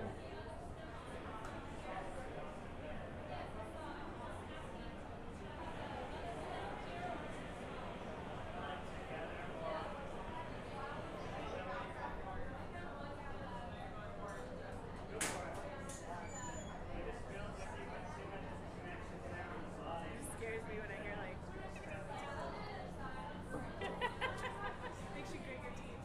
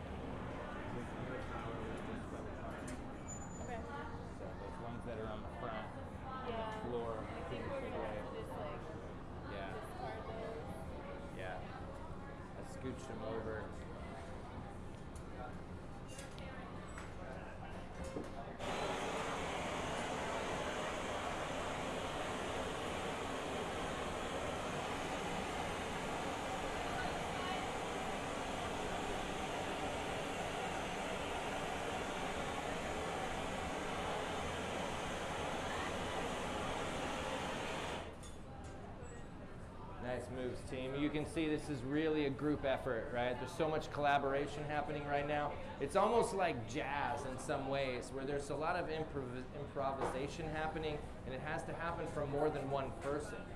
The balance, the temperature, the communication. It's such an interesting process in general, the melting of this glass and sculpting it and squishing it into different shapes. But then when you get this kind of collaboration happening, it's just so special. So I want to thank the team. It takes a team. You know, you cannot do this at all by yourself. Not at this kind of this approach, this scale, this complexity. So I thank Ryan and Kayla for being here. And Krista and Erica for assisting. Kevin over there on the torch. Jean's behind the scenes here with the camera. Brandy's producing this whole thing behind us. Thank you, Brandy. Heidi's in the gallery. Megan's over there on the gimbal getting us the close-up. So thank you all so much for your support and your dedication to this organization. Thank you guys all for coming out. This is all going to continue to come together. So we're not done yet. There's quite a few more flowers in here. Planted a big garden. Yeah.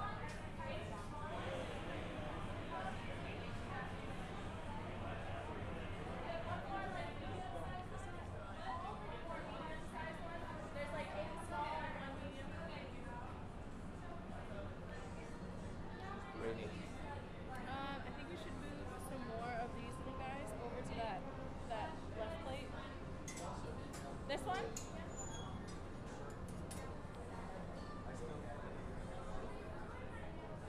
So the garage over here where we've parked a lot of these flowers, there's different temperatures. On one side of the oven it's one temperature. So if we get them too hot, they'll start moving, right? If we get them too hot, they'll change shape and they'll deform. And so we're slowly migrating some of them from the cold side of the oven over to the hot side.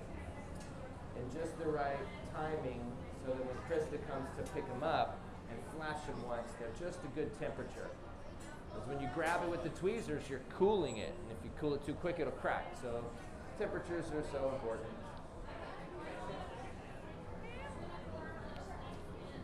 Done with that? Yeah. I'm gonna bend the little leafies first so you guys come in. Okay.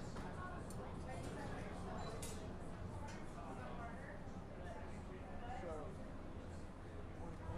when she puts the flower on the body, how long does it take for it to harden enough that she can move it around? So that's a good question. When she places the flower onto the body of the vessel, how long does she have before it stiffens and can't move it anymore?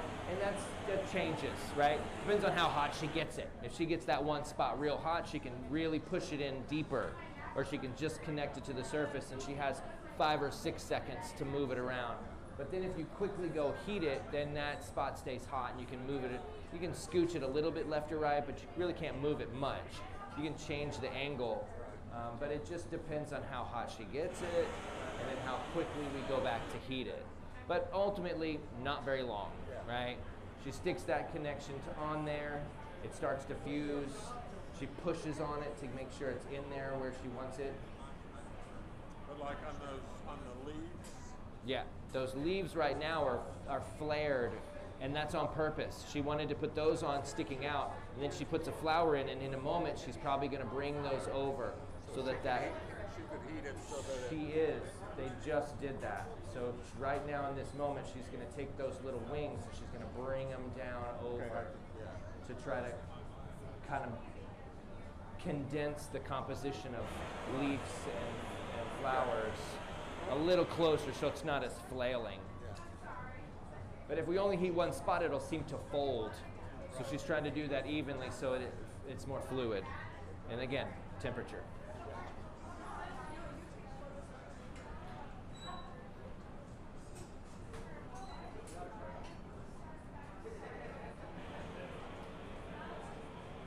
So she's using the hot torch. The hot torch in her hand runs on pure oxygen and propane.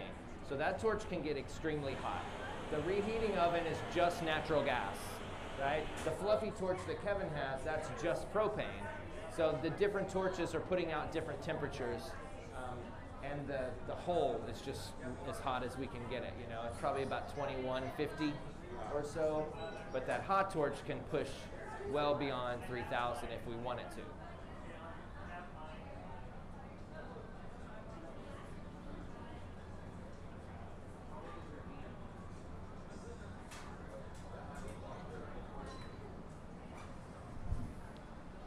So you can imagine that the rod, the pipe that Ryan's carrying, it's heating up. Sometimes we need to put on a glove to help keep it from burning our flesh.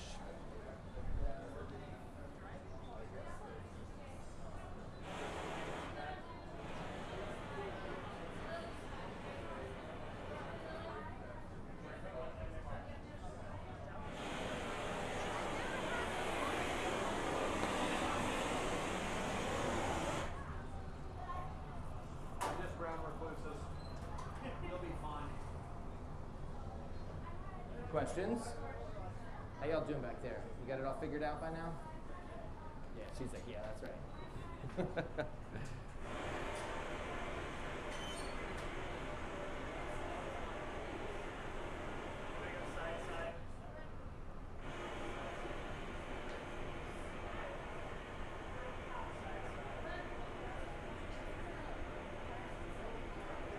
Hey, what color is that? Christmas red. This is a very rich, dark red. So the flowers were actually made with pure color.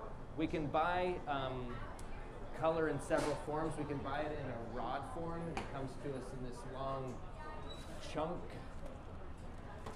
I'll show you some white glass that's over here. So when we buy the color, it can come to us in this rod form, or it can be broken into small particles, frits, different sizes. We can buy it in like 2 millimeter or 3 millimeter or 4 millimeter. We can also buy it in a powder where they mill it down into like almost like flour. So the flowers were made with pure rod, which means it'll be really rich. Oftentimes we'll dilute it. There's a piece, Jean's got the red in her hand. So this is the color that this piece will become.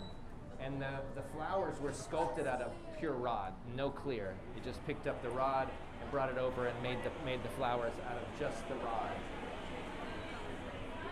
The vessel, right, the vase has a big chunk of rod in the core, right? So when you blow up a red balloon, it's pink before it pops. So they started with a very red balloon, so they could blow it up and it's not diffused all that much. So the body of the vessel is mostly clear with a layer of red glass inside. So the surface of the body will be a slightly different red because you're actually looking through clear to see the red than the flowers. The flowers will be a more rich and kind of a more intense color right on the surface. So if you think about it, that's a lot of red, right? There's an entire bar of color in this piece.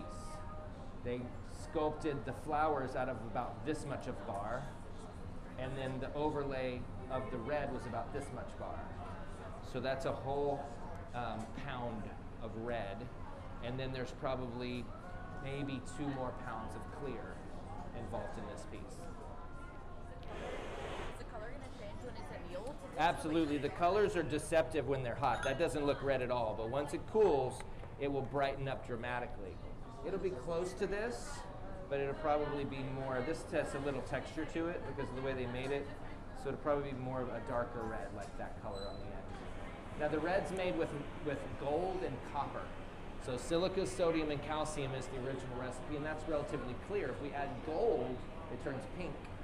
Right? If we add copper, it turns blue. If we add a bunch of gold and a bunch of copper, it turns red. Copper and gold melt at a low temperature, don't they? They're soft metals. So if we go in and get this too hot, we can burn a little bit of the gold out of it, which will make it brown. So one of the other things about being so specific with that hot torch is if she overheats an area, it will change the color. It will burn the color a little bit. So she's got that torch turned down to a sharp little flame so that it doesn't accidentally overheat another area. Looks like they're doing a little maintenance.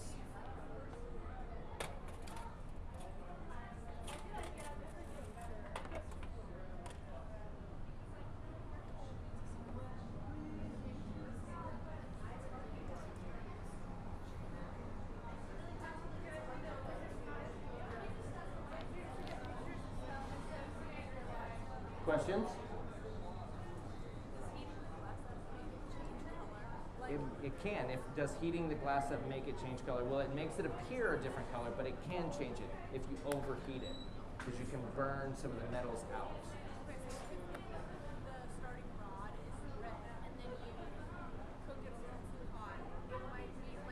Brown. Yeah, most of the time. Yeah. If you overheat it, it turns to a nice deep liver reddish brown. Failure.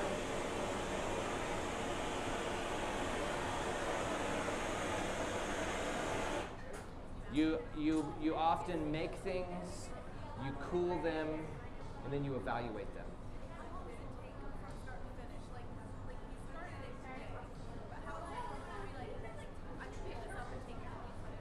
So everything that we make has to go into an oven to cool off. So this piece, when they're satisfied, is going to be put into an oven that's at 920 degrees. And that final step allows it to cool off evenly. Everything gets bigger when you heat it up, and it shrinks when you cool it off. Everything. And it's measurable. So this glass will shrink a certain amount as we cool it. So we want it all to cool at the same rate. If the surface shrinks faster than the insides, it will crack. So everything has to cool off very, very slow. So this piece will cool off over about 18 hours. I actually don't know the answer to that because I haven't asked. There's so many interesting connections here that they may want this to cool off slowly. So I'll ask them when the time is right, and we might reprogram that oven to cool down slowly. And there's really no reason why we shouldn't help cool it down slower, other than we might need the oven, you know? If we put the oven, if we want it to cool off over 7 days, then that means we can't make anything else to put in that oven. So.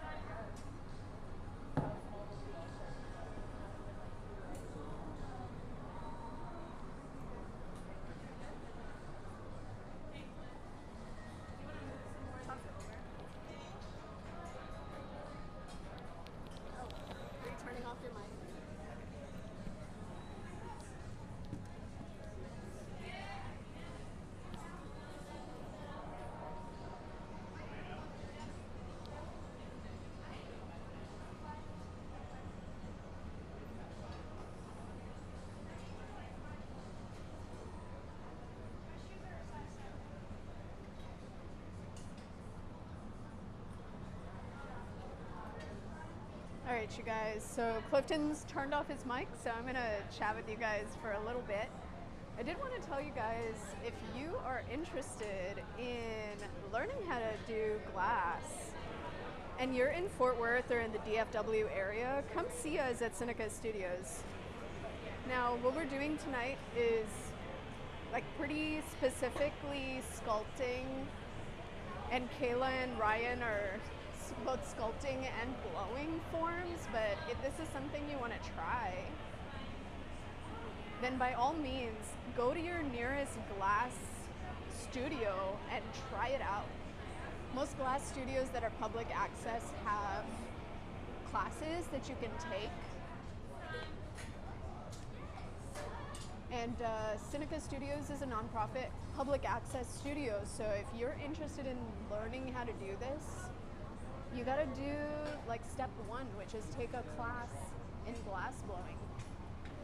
So we offer workshops that you can take, but you can also take a class and actually learn how to do this, from gathering to blowing to applying color to basically all of the fundamentals. So if this is something you're interested in as a hobby, come check us out. You can go to senecastudios.org and find some of our classes online and sign up for them.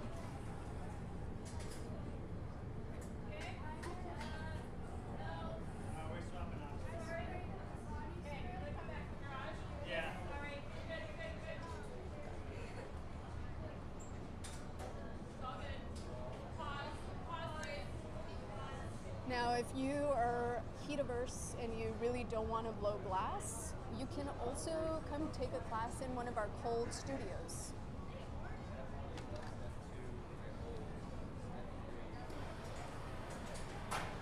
We do have a flame working studio, as well as a kiln forming studio, and a cold shop. So if you're a little heat averse and you don't want to, stand in front of the reheating chambers and the furnace, you can come take a class with us in our kiln forming studio or cold shop or our flame working studio. And those are all a lot less heat intense.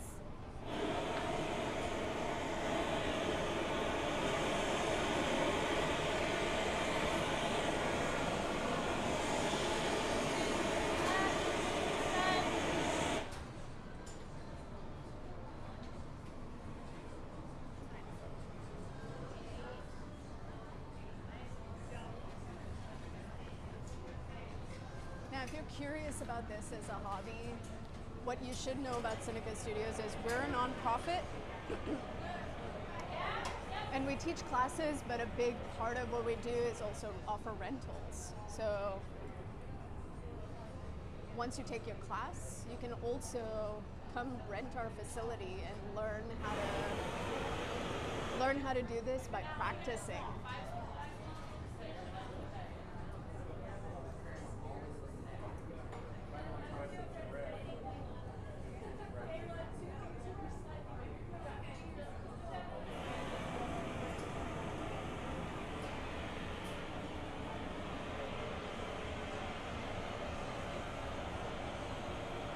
Now, those of you who are just tuning in, we are doing this demonstration tonight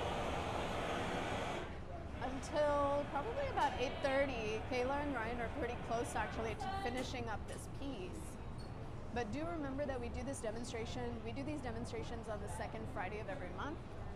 So if you're interested in continuing to watch, if you're curious about glassmaking, if you're local, you can come by. We do also broadcast these live demonstrations online. So if you want to come check out things in person and you're local, stop by our studio.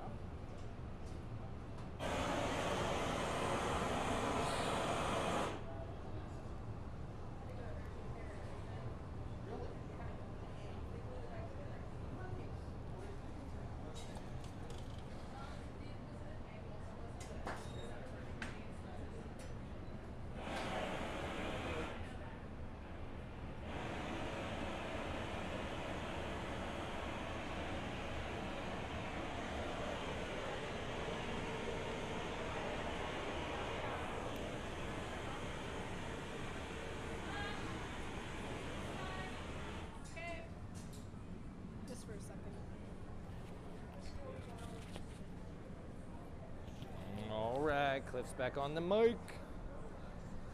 Yeah, all right. Can y'all hear me? Can you hear me? Can you hear me? I'm back on the mic. I get the mic again. Great moves, team. This looks so good.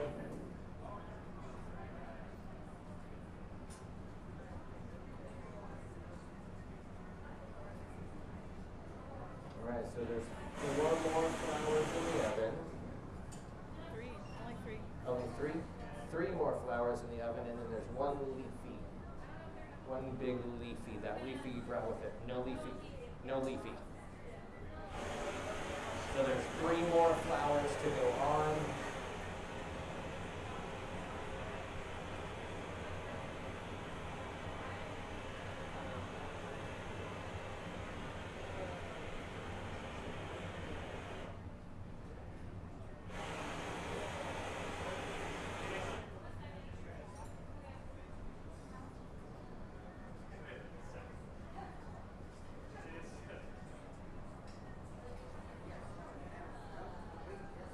So how many times has he taken it into the heat? Do you remember? Have you all been counting? You've been here almost all the time. You should be. No, 11. It's a constant dance, right? We got to keep it hot, and work it, evaluate it, balance things out, keep working on it. So it's such a collaborative effort, it's such a team effort. I'm going to thank the team again. Thank you guys all for coming. I want to thank the Texas Commission on the Arts, the City of Fort Worth, and Arts Fort Worth. I'm going to thank the R4 Foundation, the Ann Errol and Carol Green Roads Charitable Trust, the Fifth Avenue Arts Foundation for their recent support. I want to thank everybody out there who's made a donation. Donations really help us to take things to the next level. We earn a lot of revenue around here. We offer a lot of classes, but we are a nonprofit, and we want to bring this to the community. We want to sponsor more kids to come and participate. We want to do more educational programming with people who cannot afford that otherwise. So if you like what you see, if you're inspired by this teamwork and how glass art can enhance and beautify our lives, help us take it to the next level. Help us with a donation. Every dollar counts. They all add up.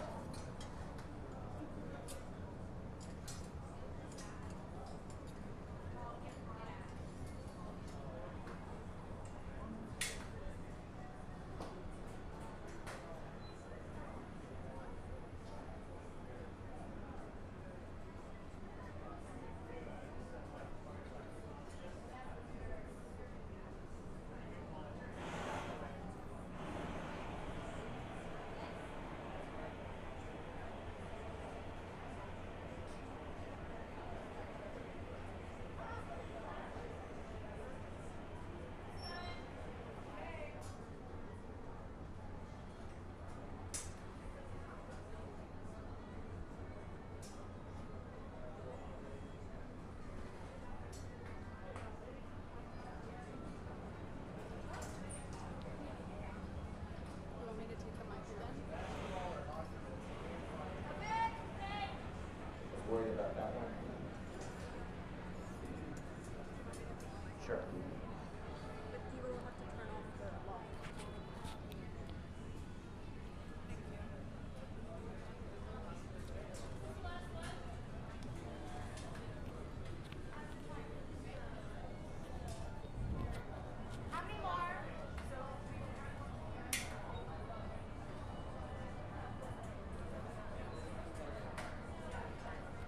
All right, you guys. So it sounds like we're at the last flower, or at least one of the last flowers. Ryan and Kayla have been working on this piece for like 2 hours now. So we started at 6, but technically it's been even longer than that because the prep time started even before that. They were making these flowers much before that. So as you can see, it takes kind of a long time to make something this epic.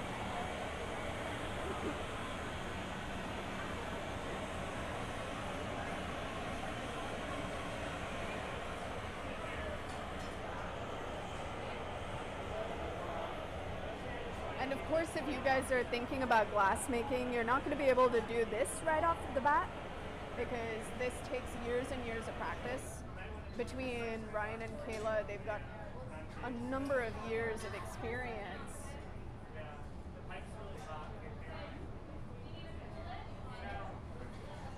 And so you certainly can't do this right off the bat when you first start, but there's always a first step to everything. So if you're thinking about taking a class with us, go to our website, senecastudios.org. At the very top of the page, you'll see a classes tab, and you can click on that, and you'll see all of the classes that we offer in glass blowing, in flame working, kiln forming, and the cold shop.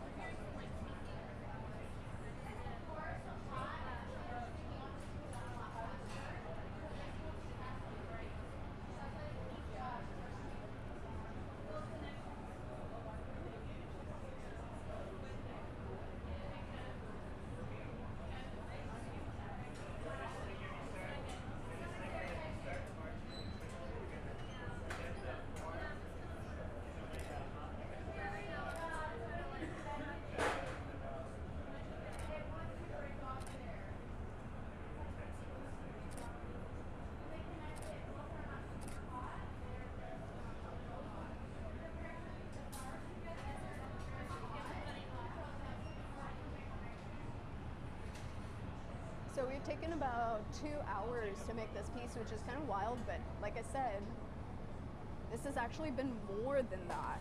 It's been way longer than 2 hours because of all the prep that went into making all these flowers. And so Kayla and Ryan prepped some of these flowers, I think, before they even got here, which means that this prep time was pretty intense.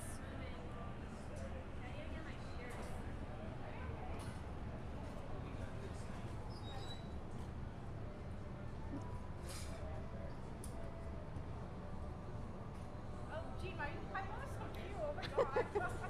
I really should put always down. That's how you like you.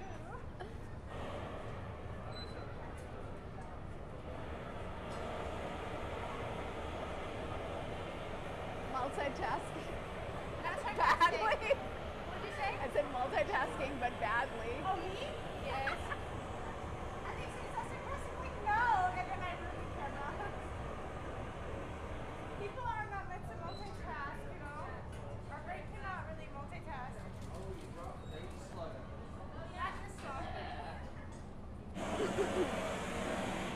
So, in general, once a piece is fully done, the next step is going to be to put the piece away in an annealing oven. And annealing means basically that we're going to slow cool this glass down to room temperature. So Kevin is fully suited up with a face shield and gloves so that he can catch the piece.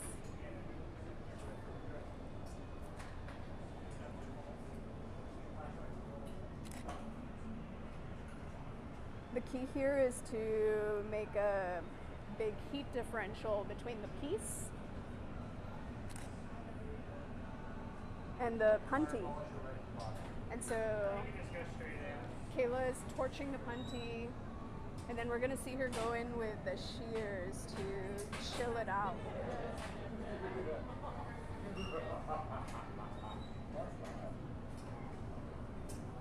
And that heat differential is going to cause stress, which is going to allow us to break the piece away from the punty.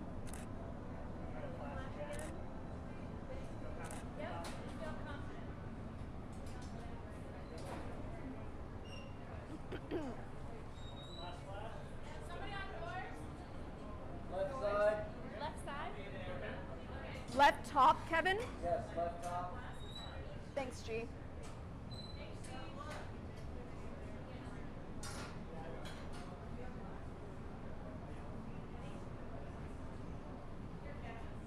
So this piece right now is still around like over 1,000 degrees. but that stress that we're creating is allowing the piece to break free. And then the piece goes into an annealing oven to cool down slowly overnight.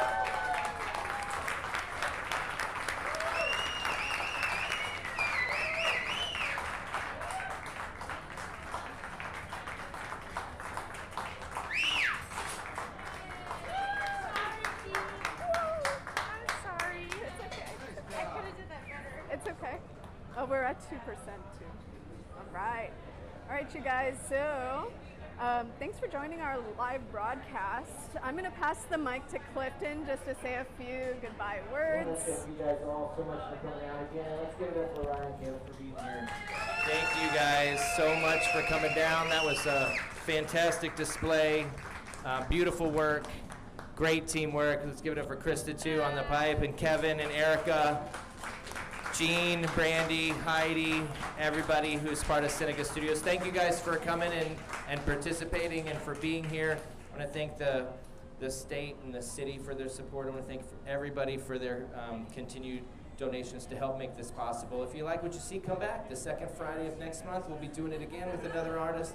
In April, we've got another person coming in. We do this regularly. And if you want to help us to bring bigger and brighter and wonderful artists to town, make a donation. Help us to do what we do. We do a lot in the community, and if you just want to come and play and participate, we do classes almost every day. So come join us. Thank you again for being here. Thank you to the team. Thank you guys so much. Hey, again, thanks for tuning in tonight. I want to mention that Seneca Studios is a nonprofit through and through, and we are super grateful for everybody that's been a part of helping us grow into the great organization that we've become. I want to thank the Texas Commission on the Arts for their support. We are in the near South Side Cultural District, recognized by the state, and additional funding is allocated to those things. So I want to thank the Texas Commission on the Arts for their support. I want to thank the City of Fort Worth and Arts Fort Worth for their continued support. There's so many other foundations that support other programs, but it's really about the people. So I want to thank everybody out there who's made a donation. And if you like what we do, if you're interested in what Seneca Studios represents, get involved. And the best way to do that is to make a donation. You know, we sponsor kids, we bring them in, and we do stuff in education. We connect with people and help them heal in our wellness programming. We celebrate self-expression, and we highlight artists like we're doing tonight. But it only happens because of donations. So I really encourage you, if you're watching, to make a small donation. Everything adds up and everything helps. But thank the team, right? It takes a team, and you can be a part of that team with a small donation. And so I want to recognize everybody here at Seneca Studios who makes this possible. It's an honor to be a part of an organization like this, and it's really about community, and that's what Seneca Studios means. The connections and the relationships are what's most important. So thank you guys for tuning in, and come see us. Come check us out.